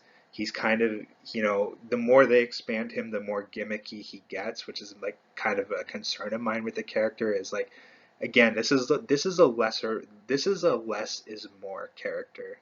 You don't need to expand Keenser because the more you expand him, the more gimmicky he becomes. Less is more with Keenser, and that's not a bad thing. #13, I'm going with Hikaru Sulu, portrayed by John Cho in this timeline, and he's fine in the role. His fencing, saying like his combat training is fencing is a great reference to the original series episode where Sulu's like running around the Enterprise with the fencing sword. Um, but John Cho's fine in the role. I have nothing really bad or great to say about him. He's good. Um, you can definitely see like that they're pushing Sulu in a direction to, like they're definitely pushing him towards a direction that we expect him to go based on like what our knowledge of Sulu from the other universe. And in that sense, I think the character's being written well. But he's not my favorite of this crew though, so I'm putting him at 13. #12, I'm going with Nyota Ahura, not just Ahura in this universe, but Nyota Ahura. And Zoe is Zoe. She's fine. I like her. I think she's okay. Um, her relationship with Spock is interesting. I think her character dynamic with Kirk in the first movie is a really well done character dynamic. Um, they definitely expanded Ahora's role for these movies. She's pretty much the de facto number three character instead of Bones. Bones is like kind of right there. I would say like they're tied for like the third lead character, right? Um, but yeah, I like she's fine. She's not as good as Nichelle Nichols, but that's not you know not everybody's Nichelle Nichols, so that's fine. Um, Gorgeous girl though, and I think up to this point they've used her just enough. I feel like they could push her a little bit more. That would detract from her. You know what I mean? I'm saying like they shouldn't push her any more than they have because I feel like if they were to push her even slightly more, I think it would start becoming a detraction. For 11, I'm going with Winona and George Kirk, portrayed by Jennifer Morrison and Chris Hemsworth. Their whole purpose was to serve as the introduction to this new timeline and to, start off the story of Captain Kirk for that movie specifically, but for this new timeline in general. And they did a phenomenal job. That opening sequence of the first movie is phenomenal, and they added emotional weight to the rest of the movie. They made you instantly invested in the rest of the movie. They made you instantly emotionally invested in Kirk as a character, being born in this situation, being born without his father, and they added just a lot of weight to the villain in him, destroying them, or destroying the father at least, anyways. And you know, they did their jobs, which was, you know, set up emotional weight for the rest of the film. Check. Set up Captain Kirk in this new timeline. Check. Set up an emotional investment to Captain Kirk in this new timeline. Check. And make this sequence interesting so that people like they're instantly intrigued in the rest of the movie. Check. They did their job. They did their jobs well.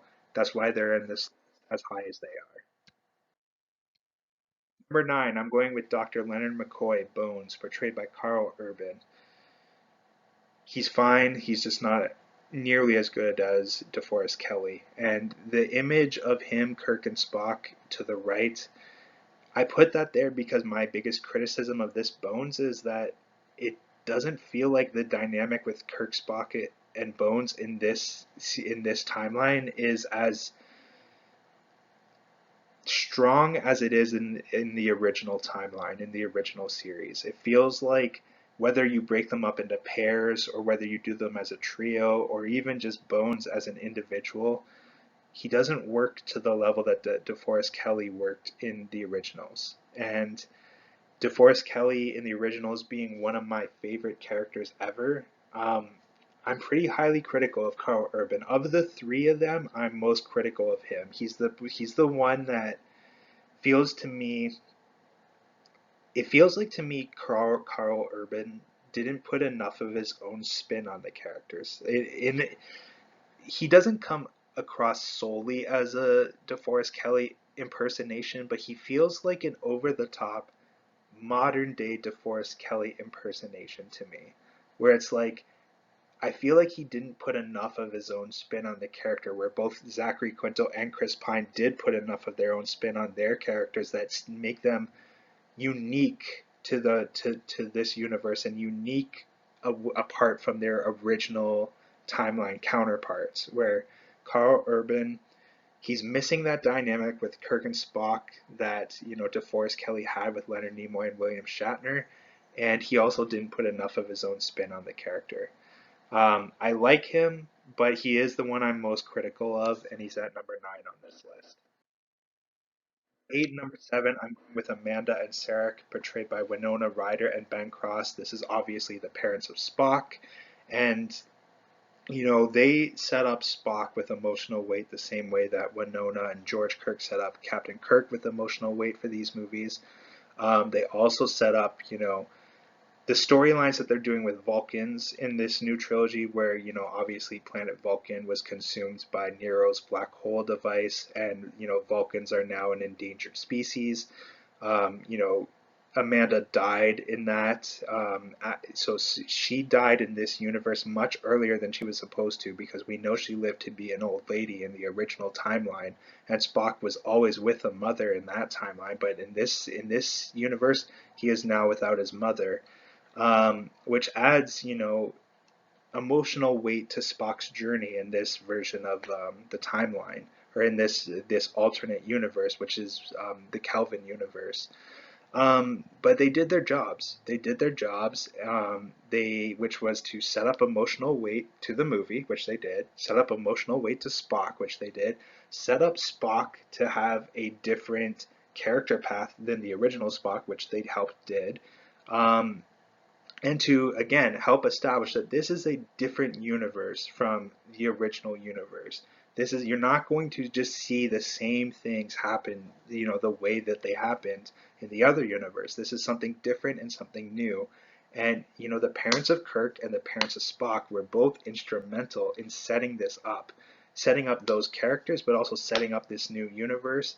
And all four of them did a great job, and it's why they're on this list. And um, I don't like them as much as I like their original series counterparts, but they did such a fine job, and they're in this list.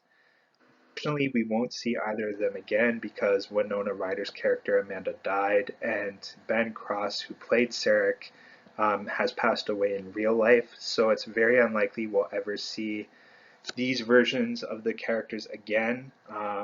But did their jobs, and they helped set up Spock in this new timeline. Number six, I'm going to go with Montgomery Scotty, portrayed by Simon Pegg. Okay, I had to take a quick bathroom and water break there, but um, yeah, number six, Montgomery Scotty.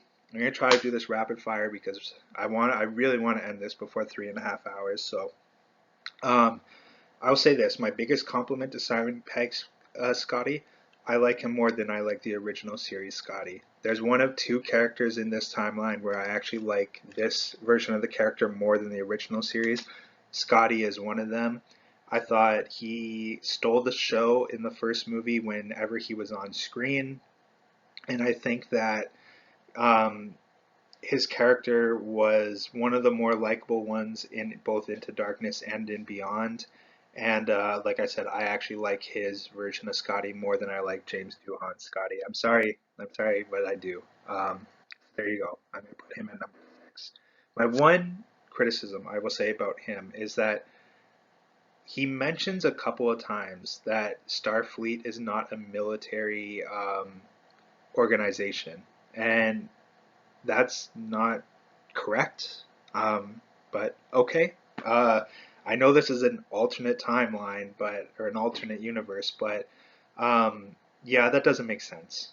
That's all I'm gonna say. That's just complete nonsense, and it doesn't make sense. So that always bugs me whenever I hear Scotty say that Starfleet's not a military organization. Yeah, it is. What else would it be? Like, it is literally a military, like, yes, they are space explorer, like exploring space has always been the prime goal of Starfleet, right? Space, the final frontier. These are the voyages of the Starship Enterprise to explore strange new worlds, right? They are explorers at their core, yes, but it is the military still. But anyways, whatever. Number five, Pavel Chekhov, portrayed by Anton Yelchin. He embodies everything about the character that I think they tried to do in the original series, which is put what is a younger person in the crew, because Chekhov is always supposed to be a little bit younger than the rest of them, and make him, thrive. Like, he's like everything that Chekhov, Jake, Wesley, all of them everything that the series tried to do with these younger characters before, but never really succeeded in doing, I feel like they finally succeeded with Anton Yelchin and his Chekhov, where it's like this younger character, being like this standout genius among all these adults and like, coming in to save the day. It finally worked. And I will say this, I also like Anton Yelchin more than Walter Koenig. Him and Scotty in from this timeline, I actually like the Chekhov and Scotty from this timeline more than I like the Chekhov and Scotty from the originals. So two pretty big compliments to Anton Yelchin's Chekhov, and I'm gonna move on. Captain Four or number four, Captain Christopher Pike. Christopher Pike being the original captain in The Cage, and we talked about him in the original series. Well, they brought him in to be like Kirk's mentor in this timeline, and portrayed by Bruce Greenwood, who again is another person that's passed away in real life now.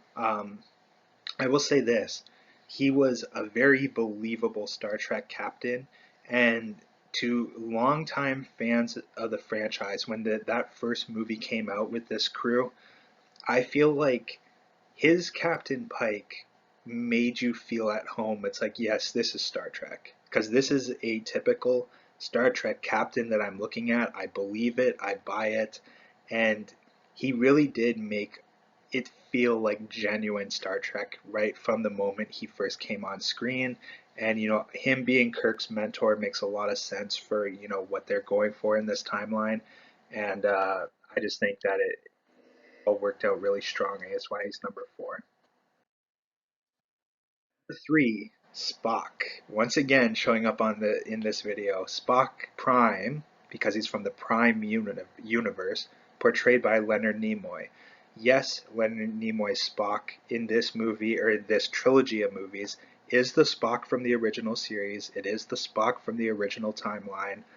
That's been confirmed many different ways by, both in, the stories themselves, but also in real life. But yeah, I love Spock.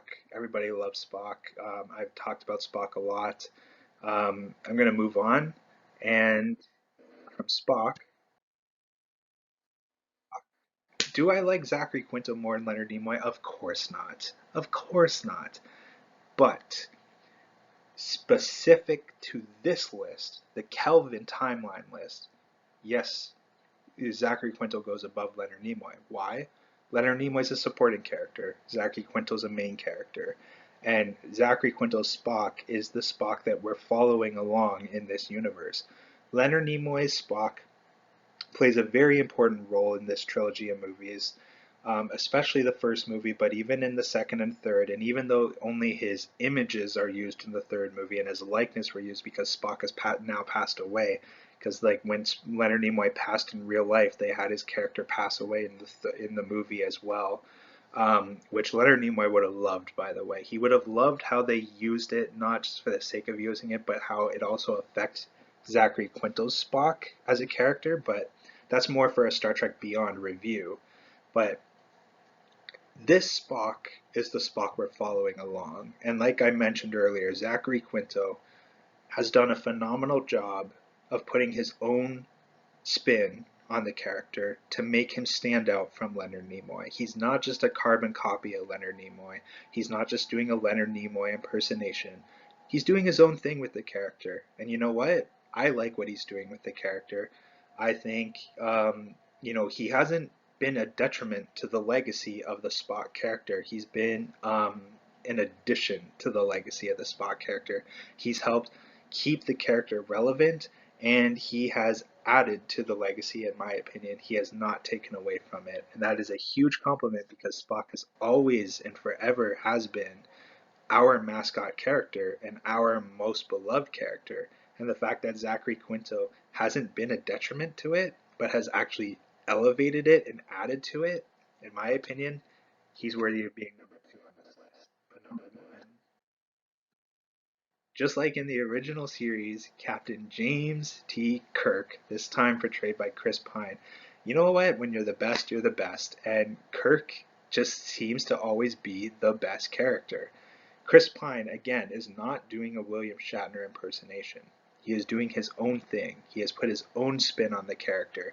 And for someone like me who has identified, Captain Kirk as his favorite Star Trek character from the original series, to see Chris Pine do his own thing with the character and truly make, Captain Kirk his own character. And yet, if they never told me his name and they made me watch, if I watched that movie and they never said what his name was and they're like, what character was he playing? I'd be like, Captain Kirk. Because, because it's like instinctive feeling that he is Captain Kirk despite being so different from William Shatner, yet he's so similar. And I akin it to like the Jokers, right? You look at Heath Ledger's Joker, you look at Joaquin Phoenix's Joker. They're so different, and yet there's like this instinctive feeling that they're the same. You know what I mean? That's how I feel about Chris Pine and William Shatner as Captain Kirk. There's this like instinctive feeling that they are one and the same despite being so different, and Chris Pine doing his own thing. But you know what? I like what Chris Pine is doing, and I thought he was a phenomenal protagonist to that first movie, especially. But even in Into Darkness and Beyond, he's the best character in those two movies as well. But in that first movie they did, he was such a compelling protagonist. You know what I mean? And that the thing I love the most about that first movie is, I've talked about this before, but there was always that kind of like barstool like talk of like, I wonder if Spock was captain of the Enterprise instead of Kirk, would he have made a better captain? And you know what? This movie answered that question, didn't they? Because they had Spock in the captain's chair. But the end of the movie, the whole point is we need to get Captain Kirk in the captain's chair because he is the one that is going to make this mission successful. He is the one that's going to ultimately save the day. He's the one that's going to prevent Earth from going extinct the way Vulcan went extinct. Even Leonard Nimoy's Spock, the Spock from the Prime Universe, when he found out that his counterpart was the captain and not Kirk, what was his reaction? His reaction is, we need to get you on your ship and get you into the captain's chair. Here's how you get Spock out of the captain's chair. I'm going to give you, what is it, 619 or 613, the emotional compromise rule.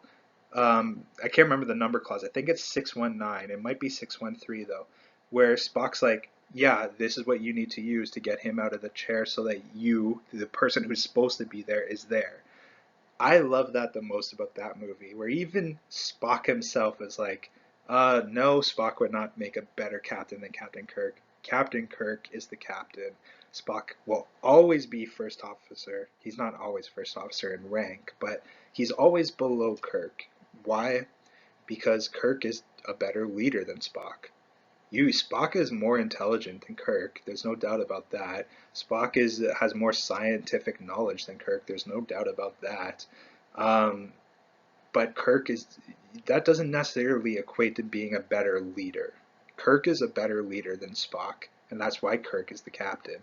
And Chris Pine made a compelling protagonist on his journey of being, this like semi-criminal, like high school, college, like dropout type character to being captain of the frickin' Enterprise, which is the flagship ship of humanity, right? And it was believable. You never didn't. There was never a moment in that movie where you didn't buy it, and that's a testament to Chris Pine, and he is the best character in that universe. No doubt about it. Captain Kirk, when you're the best, and it just seems to always be that Captain Kirk is the best. We'll find out if either one of them are number one in my top 10 list. We shall see. So now I'm going to move on to villains, and I'm going to go through this relatively quickly. The villains, this is a top 10 villain list, so not all the villains. There's not going to be as many as the other list, but how I'm going to do it is I'm going to say where they're from, and I'm going to say one thing about each of them that I like. So number 10, Lursa and Bator. They're from Star Trek The Next Generation and the seventh film, Star Trek Generations. They're portrayed by Barbara March and Gwyneth Walsh.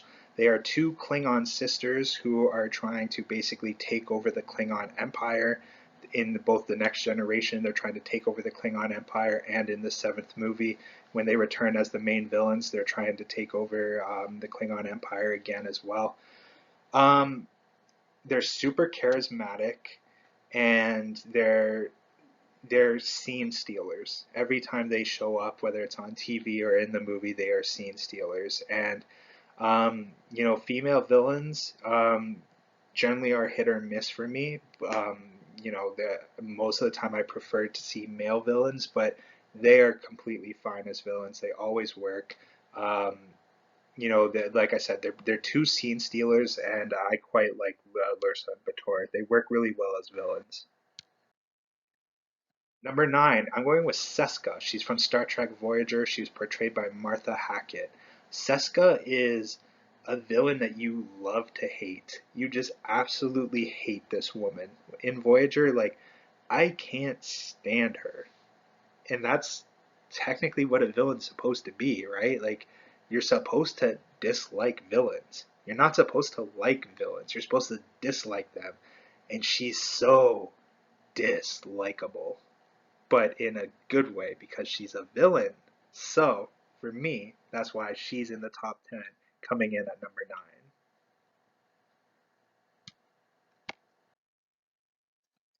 Coming in at number 8, Gul Madrad from Star Trek The Next Generation, portrayed by David Warner.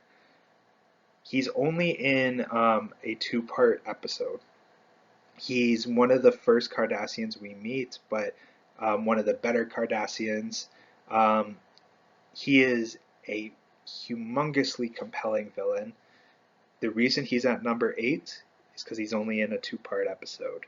If he was brought back in Deep Space Nine or in any of the movies, and he was used as like a main villain in like a bigger story, he'd probably be higher on this list. He'd probably be like top 3 because he's that good. He's number 8 simply because he's only in 2 episodes.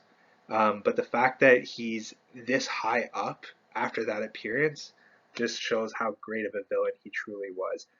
The chemistry between David Warner and Patrick Stewart, phenomenal. One of the best episodes or 2 episodes in all of Star Trek The Next Generation, hands down. Number 7, I'm going with General Chang from Star Trek 6, The Undiscovered Country, portrayed by Christopher Plummer. Um, the only bald Klingon that I can think of off the top of my head. I'm trying to think if there's any other bald Klingons in Star Trek. None that I can think of, anyways. Um, there might be in like the background of like one of the movies or TV sets, but he's fully bald, and that makes him visually stand out from the other Klingons a little bit. But Christopher Plummer, phenomenal actor in everything he does. He brought like charm and you know um, like Shakespearean like charm to Star Trek and to General Chang, and his chemistry with William Shatner was strong. You really bought into like them not liking each other at all. And yeah, General Chang was a great villain in what was one of the better Star Trek movies, The Undiscovered Country. So for me, he's going in at number 7. Number 6, I'm going with the founder. She doesn't technically have a given name, but she's the female changeling, sometimes known as the founder, but I put in brackets, she's the leader of the Dominion, which is one of the major storylines of Star Trek Deep Space Nine, so she's obviously from Star Trek Deep Space Nine, and she's portrayed by Salome Jens. Now, the great thing about her as a villain is she's so dislikable, and that's a great thing as a villain. Like, you should be dislikable as a villain, but we learn about Odo through her, and we learn a lot about where Odo came from, where he's going through her, and she uses that to her advantage to manipulate the heroes a lot. And just a really well written character, and Salome Jens portrayed the character expertly. Um, Yeah, the Dominion is one of the bigger threats in all of Star Trek, and she's the leader of it, and she did a great job. She's at number 6 on this list. Um, a huge threat, like a very, very huge threat. Yeah, yeah. If you watch Deep Space Nine, you know she's a major, major, major threat. Number 5, also from Deep Space Nine. Deep Space Nine has some great villains. Win Adami, Kai Wynn, she's the religious leader of the Bajoran people, and she was portrayed by Louise Fletcher. I talked about her a lot in my top 10 women of Star Trek video, so what I will quickly say here is, in terms of pure manipulation, she's probably the best manipulator out of all these villains. Um, and, you know, you walk a fine line when you basically make she's essentially the Pope, right, of like her planet of Bajora and the Bajoran people. And to make a character like that into a villain can very easily be sacrilege or blasphemous or come across as offensive, if not the first two things, at least come across as offensive. It never does though. Like as somebody who's a Catholic and confirmed in the Catholic Church, and like I'm quite obviously aware that this is supposed to be the Pope. Um, I never find it offensive at all. Like, I actually think they, for the most part, did it in a way where it wasn't offensive. Um, and I've never seen anybody describe it as offensive either, so I don't think it's uncommon to feel that way. Um, because Deep Space Nine, at the end of the day, is a very religious show, and Captain Sisko is a very religious man, and that plays into his dynamic with Kai Wynn. But Kai Wynn, again, I talked about her a lot in the women's video, so I'll move on. But she is probably the best pure manipulator in this list.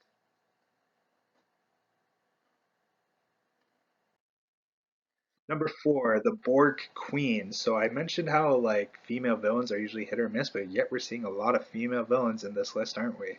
From Star Trek 8 First Contract, Star Trek 8 First Contact, the movie, Star Trek Voyager, the TV series, and Star Trek Picard, the TV series, or the streaming series, I should say, portrayed by Alice Krige, Susanna Thompson, and Annie Wersching, who recently passed away. She portrayed the Borg Queen the most recently, but she ended up passing away. I believe it was to cancer, but she portrayed the character in Star Trek Picard.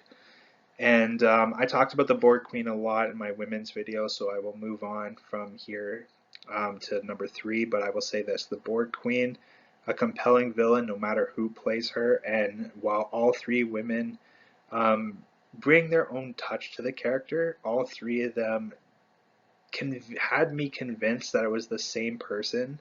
Because again, similar to like I talked about this with Captain Pike, I didn't even know they were played by different people until I ended up seeing it on Wikipedia a couple years ago. I just thought it was the same person, so that's a good job both to like the designers, but also to the actresses portraying the character. Number 3, I'm going with Lore from Star Trek: The Next Generation, portrayed by Brent Spiner. So Data's evil brother.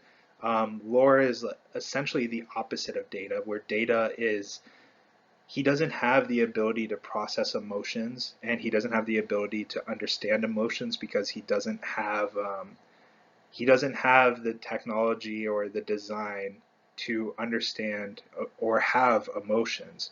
Lore does. Lore has all the emotions of a human, but he ended up becoming evil. So he's the complete opposite of Data. Data is innocent and pure, but also doesn't understand or have emotions, where Lore is selfish and evil, but does have emotions and does have the understanding of emotions as well, which he uses to manipulate people around him. Lore is a great villain. Brent Spiner did a phenomenal job. Brent Spiner does a phenomenal job no matter who he's playing, but he did a phenomenal job with Lore. And the dynamic between Lore and Data was always an interesting one as well. So for me, Lore goes at number 3. Number 2, from Star Trek Deep Space Nine, Gul Dukat, portrayed by Mark Alimo. He is the most diverse villain in terms of, you know, he's a military warrior, but he's also a big political figure. And because of what's going on in the storyline of Deep Space Nine, um, with the war with the Dominion, or you know, the freedom fighters that I was mentioning earlier, um, the relationship between Cardassia and the Bajorans, and Cardassia and Starfleet. Um, there's just so much going on that there's like cold wars and past real wars, and yet Gul Dukat and the Cardassians, they have this like treaty with Starfleet and the Federation, right? And he they all know he's an evil guy. They all know he's a villain. They all know he has bad intentions, but legally their hands are kind of tied with him, right? Based on these treaties and them not wanting to start an all-out war. And boy does he use that to his advantage. He's a really, really strong manipulator, but he is also an accomplished warrior who can back it up too. So you don't want to get into a war with Gul Dukat. And Gul Dukat in that sense is super diverse, but he's also super diverse in the sense of they tell a lot of his story from his perspective, and they also put the character in a lot of perspectives where it looks like he might actually be a good guy. But make no mistake, he is one evil SOB, and he, from the beginning of the series all the way to the end of the series, is a massive threat. He's a huge evil SOB, like I said, but he's just so diverse. He's so diverse in the situations the writers put him in as a character, but his character's skill set is so diverse in that he's this expert manipulator. He's this political figure that they legally can't mess with, but he's also this accomplished warrior that if they do, he's going to take the war to him, right? Um, Great, phenomenal character. He's number 2 on my villains list. He would be number 1 in most lists, but not in Star Trek because there is one villain that is above him. That is Khan Noonien Singh from Star Trek the original series and Star Trek II The Wrath of Khan, portrayed by Ricardo Montalban. And one of the most blessed things in Star Trek history of our real world was Ricardo Montalban agreeing to come back and reprise his role for Star Trek II The Wrath of Khan, which, if you remember my series preference list, I put Wrath of Khan all the way at number 1. And, you know, I'm just so grateful that Ricardo Montalban, when he was offered the chance to come back, that he decided to do it. They are really lucky that he did, because he helped make that movie, and that movie essentially is what made Star Trek legendary, right? Like Star Trek always had a cult following. Star Trek always had a big following, but it also had a lot of problems, right? It had a lot of budgetary problems. It had cancellations. It had, you know, it was never an easy ride for Star Trek until Wrath of Khan came out. Wrath of Khan changed everything. That movie was at levels of quality so high that it changed the fortunes of the franchise forever, forever. And it was pretty much done on the backs of Ricardo Montalban as Khan, and then Kirk and Spock, and David and Carol Marcus, which we talked about earlier. But Ricardo Montalban agreeing to come back and being as good as he was in The Wrath of Khan really changed the fortunes of the franchise forever. And in that sense alone, he has to be number 1. But you take away the real world aspect for a second here. He is simply the most badass and most interesting villain Star Trek has. You know, he's he's the Joker of Star Trek. He's that good. He's that compelling and interesting and intriguing of a villain. And I mentioned earlier how Star Trek is all about the heroes for me. You never root for the villains in Star Trek. You never feel like the villains are the more interesting characters. Well, with Khan, there are a lot of times where he's the most interesting character, you know, he could be argued as the more interesting character, even though he's facing off against Kirk and Spock, right? He's that good. He's that good. Um, so for both how compelling and badass he is in, the content itself, but also the real world effect he had for the franchise, of course Khan is going number one. That is my top 10 villains list. So we're going to go on. We've covered the original series, we've covered the Next Generation, we've covered Deep Space Nine, we've covered Voyager, we've covered Enterprise, we've covered the Kelvin trilogy, and now we've done a top 10 villains list. All of this leading up to my top 10 Star Trek characters of all time. Before we go into that, I want to do some honorable mentions. Now, I had a lot of different ways I could have chosen to do honorable mentions, but I simply did it this way. We just talked about 7 different lists, right? The original series, The Next Generation, Deep Space Nine, Voyager, Enterprise, Kelvin, and villains.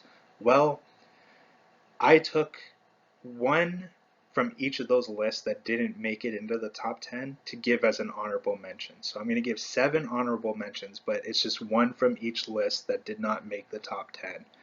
And in saying that, here's who they are that I'm giving honorable mentions to before I reveal my top 10.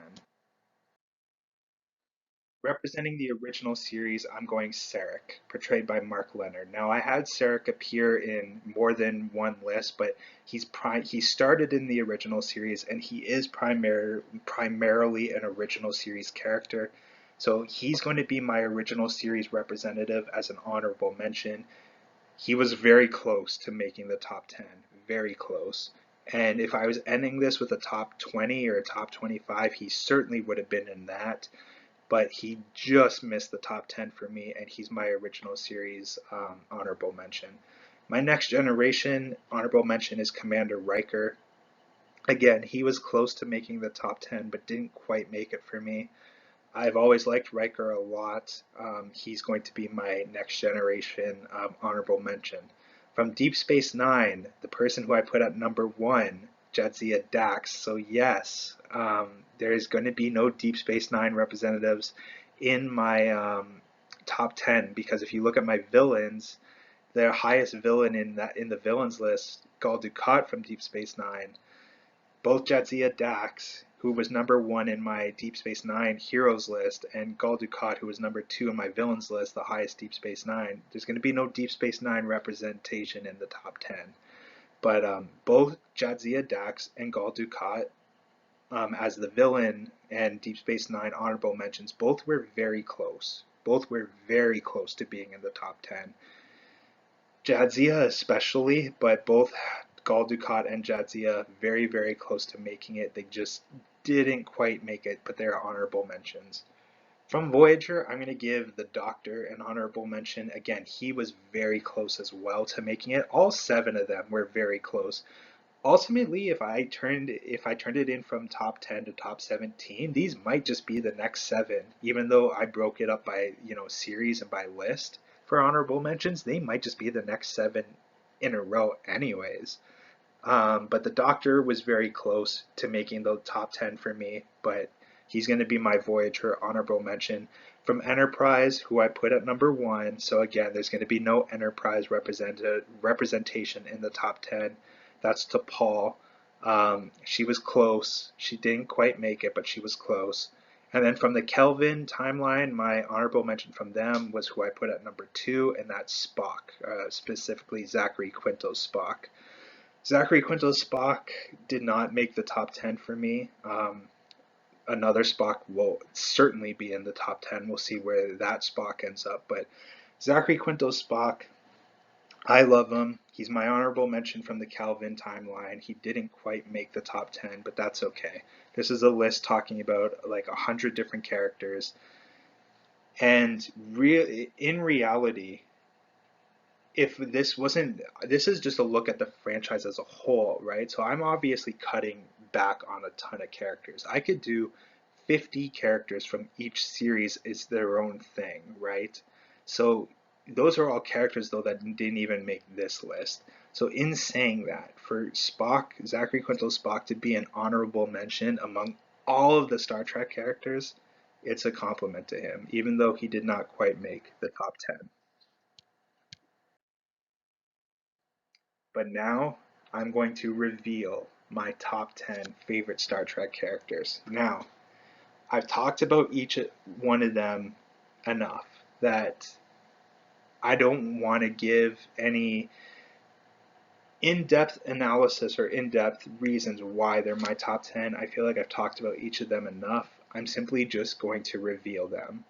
And I'm going to go pee before I do that, but then I'm going to come back and I'm going to reveal who the top 10 are. Okay, are you ready to see who the top 10 are? I know I am. I thought about this a long time, by the way. It's not like I just threw this together. I've been thinking about who my top 10 Star Trek characters are for a long time. I didn't want to officially make a list until I had watched Enterprise, which I obviously finished a couple months back now. Um, but, this is something I've been thinking about for a long time of who I would put in my top 10. And it was hard. It was not easy. It was hard, especially 6, 4, and 5 were really hard to rank. I'll get into that more when we get there, but I love the characters of Star Trek. It's my favorite thing about Star Trek is the characters. So to get down to my favorite 10, I'm not. It's not like if it doesn't matter if my top 10 is different from other people's top 10 because like there are a lot of characters that I love. Like, I could easily do a top 50 of character list of all time and, like, genuinely love all 50 characters when it comes to Star Trek. There's that many to choose from. And I could easily love 50, 30 for sure. Like, I feel like if I did a top 30, I would literally love all 30 of the characters. So it's like if they're not in the top 10, it doesn't mean I don't love them. It's just that these 10 happen to be the ones that I like the most. Um, and it's a huge compliment because there's so many to choose from, right? But it's something I've thought about for a long time, and here I am finally officially like saying what they are. Number 10, B'Elanna Torres. I love her. She she probably wouldn't even be a dark horse for most Star Trek fans to be in their top 10 list. But I'm not most Star Trek fans. I am myself, and I've always liked B'Elanna. I like B'Elanna a lot. Um, I see a lot of myself in B'Elanna, to be honest. Like, I'm a man, she's a woman, but I still see a lot of myself inside her. And you know what? Not that this has anything to do with the ranking because it really doesn't. I love B'Elanna in general, but you know, if I were to date any Star Trek character, I'd probably choose B'Elanna to be honest, because she has that like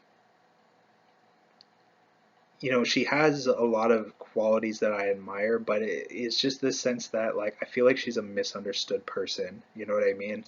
And I have a thing for people that are misunderstood, and there's definitely there's many ways that people can be misunderstood. That's like I think people look at B'Elanna and they see this like tough, hard shell where really on the inside she's actually a very vulnerable person.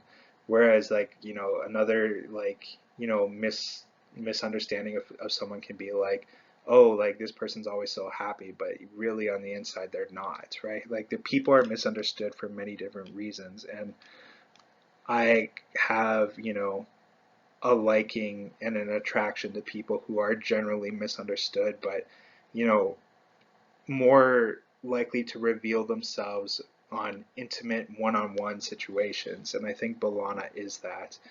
Um, and maybe that's why I like her so much, is because like I feel like she's somebody that like if I was in the Star Trek universe, I might have a thing for her, and that there's a character I mentioned. that I see myself the most in out of all Star Trek characters, who is standing beside her in one of those images. Hint, hint, hint. They might. That's all I'm gonna say. But anyways, B'Elanna at number 10. I really, really like B'Elanna, and she's a really great character dynamic with Tom Paris. But B'Elanna as an individual, for me, in the top 10.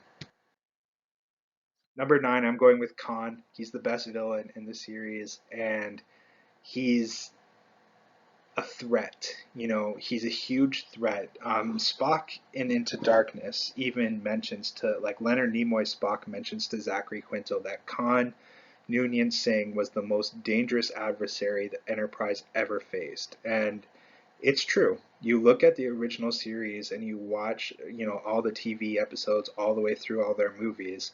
The biggest threat they ever faced, both in the TV show and the movies, was Khan. And I talked about Khan in the villains list. He's the best villain in Star Trek. For me, he's in the top 10 characters easily, and he's going at number 9 for me. Number 8, before I switch the slide, we're going to have our first captain appear in the top 10s list. And coming in at number 8, Captain James T. Kirk.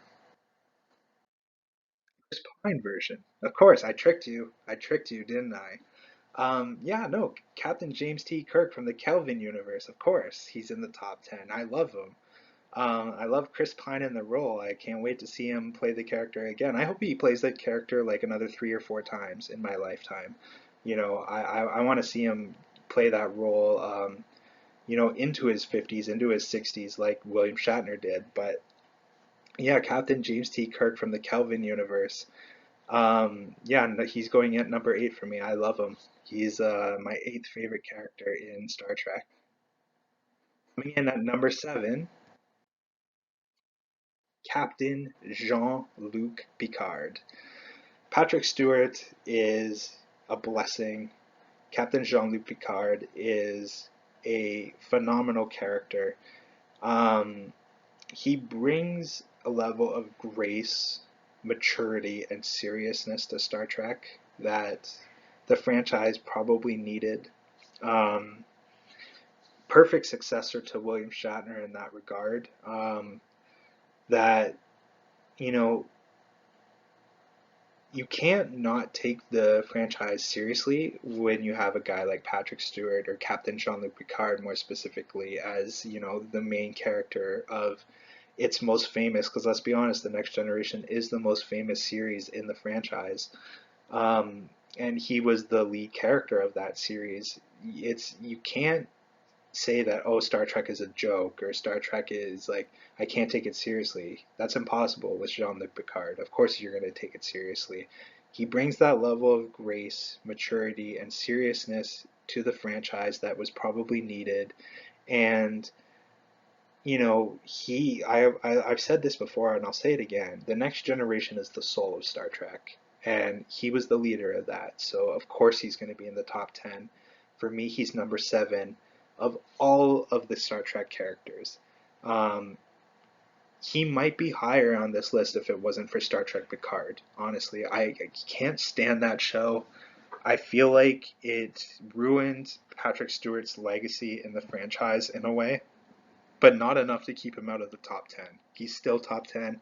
That's a testament to how good he was in the Next Generation. I love Captain Picard, always have. He's at number 7 for me.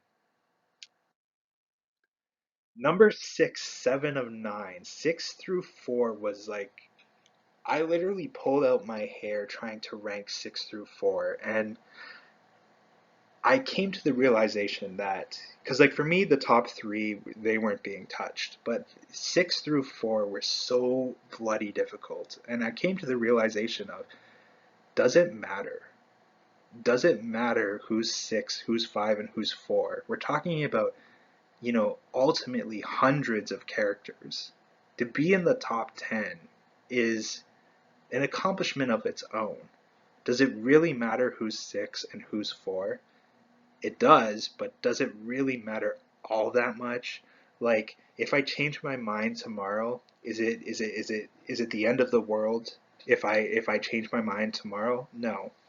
6, 5, and 4 are all so close to me. They're like this close, right? Like, it's impossible to almost, say who's the best of the three. But this is the order that I went in.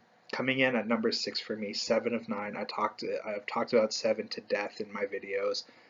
Just one of the all-time greatest characters in the entire franchise, all the way at number 6 in my opinion. Coming in at number 5, Dr. McCoy, from the original series, played by DeForest Kelley.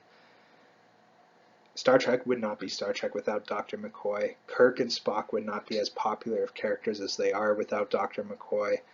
And DeForest Kelley, one of the best actors in the entire franchise. He is the best actor from the original series. And Leonard McCoy, Dr. McCoy, one of my all-time favorite characters. There was a time where he was listed as my number one. Actually, there were times where I said that Dr. McCoy was my favorite character. Um, for me, now he's at number 5. It was really hard between 6, 5, and 4 deciding where to place each of them, but the reason I'm going McCoy over 7 at the end of the day is because I feel like Dr. McCoy was more instrumental to the franchise's success than 7 was. 7 came in at a point where Star Trek was already blossomed, right? And the fact that she became as legendary as she has in an already blossomed franchise is a testament to her and why she's at number 6. But Dr. McCoy, while I think they're probably equal in terms of their quality, even though they're so different, they're such different characters, but in terms of their quality, I think they're pretty even. Dr. McCoy was more instrumental to making Star Trek what it is. So for that reason, I put him above and I put him at number 5. But between the two of them and who I put at number 4, it was really hard. But number 4, I'm going with Data from The Next Generation, played by Brent Spiner. Data is one of Star Trek's greatest characters. Um, if I could hang out with any character from Star Trek, it would be Data. And if I could ask one question to any character in Star Trek, it would be a question for Data. I don't know what that question is. I just know that he's the one I would want to ask it to. I'd have to think about what my question was. Data is the most interesting character in the Next Generation. He's the most fun character in the Next Generation. He's the most funny character in the Next Generation. Unironically, he's the most funny character in the Next Generation. And, you know, he's the person that you want to spend, even though he's not a person, but he is the person that you want to spend the most amount of time with. And it's, you look at all of the characters in Star Trek. How many characters are better than Data? Well, 3, because he's at number 4, but only 3. That's how good Data is. You take all those hundreds, thousands of characters, depending on how deep you really want to dive into this. All these people that have appeared on camera through the over 60 years, or coming up on 60 years of Star Trek, Data is number 4. That's how fucking good he is. We're going to move on to the top 3, but just think about that for a second. All of the different characters and actors that have appeared, Data is all the way at number 4. Number 3, Captain Kathryn Janeway. I talked about her a lot in my women's video, and I talked about her briefly in this video as well. She's the best women character in the franchise. She's right there with Captain Kirk and Captain Picard, and I have her ranked above Captain Picard in this list, so you can clearly see who I think is the best captain in Star Trek. But Captain Janeway she's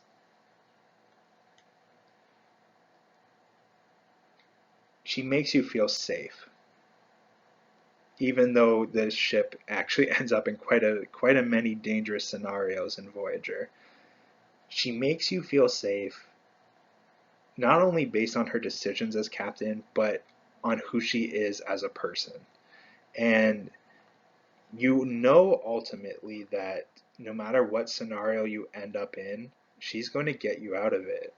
And, you know, like I said, whether it's like a life and death situation where your literal life is on the line, or if it's whether it's a professional situation where maybe you're not thriving in whatever role that you have, or maybe it's a personal situation where it's like, you know what, I'm not happy. No matter what, she's going to get you out of it. And for that reason alone, not that reason alone, but that reason among many, I should say, but that is probably the number one reason why she's number three for me. I love Captain Janeway. Like, she's like, she is everything that a mother should be. She's a confident, capable, competent leader that you trust with your life, that you trust with your safety, that you trust with your being. Captain Janeway is the best humanity has to offer, and you know, I think Voyager's greatest gift to the franchise was Captain Catherine Janeway. I love her. She's at number three for me. Which brings me to number two, the mascot character himself, the most popular character in the history of the franchise, Mr. Spock, Leonard Nimoy, number two. Spock is probably the best character, the best conceived character in the franchise. And when you read Leonard Nimoy's books and you know when you watch the entire franchise like I have, and then you read the books like I have, like Leonard Nimoy's biographies, and just not only the knowledge of the real world, but just seeing all the different characters, you you truly understand what makes Spock special. It's not just the real world fandom. It's not just the real world creativity that went into making the character. It's not just how compelling he is and the content itself, and the character journey that Spock goes on, and all the different cool things that happens to Spock throughout the series. All of that stuff adds up to this, adds up to it, right? But he's just one of those one in a million characters. There is a reason why Spock is one of the most popular icons in pop culture history. He deserves to be. He is a truly, truly special character. Um, where does Spock lie among, American pop culture history? I don't know. He's definitely in the top 50, probably top 30. After that, it gets a little bit tricky, but Spock is deservedly there because he is probably the best character in Star Trek. But there is somebody that I like more, and no matter what, like, no matter how much I love Spock, no matter how much I understand the importance of this character, and both in the universe and through the content in the real world, this ultimately is who is my favorite character. Who do I like more? Well, there is one character, just one, that I like more than Mr. Spock. That character is Captain James T. Kirk. I've said it before, I'll say it again. He is everything that a man should aspire to be. And he is the character that I like the most. Captain James T. Kirk. When you're the best, you're the best. And the best character that the Star Trek franchise has to offer is Captain James T. Kirk. Thank you very much for watching this video.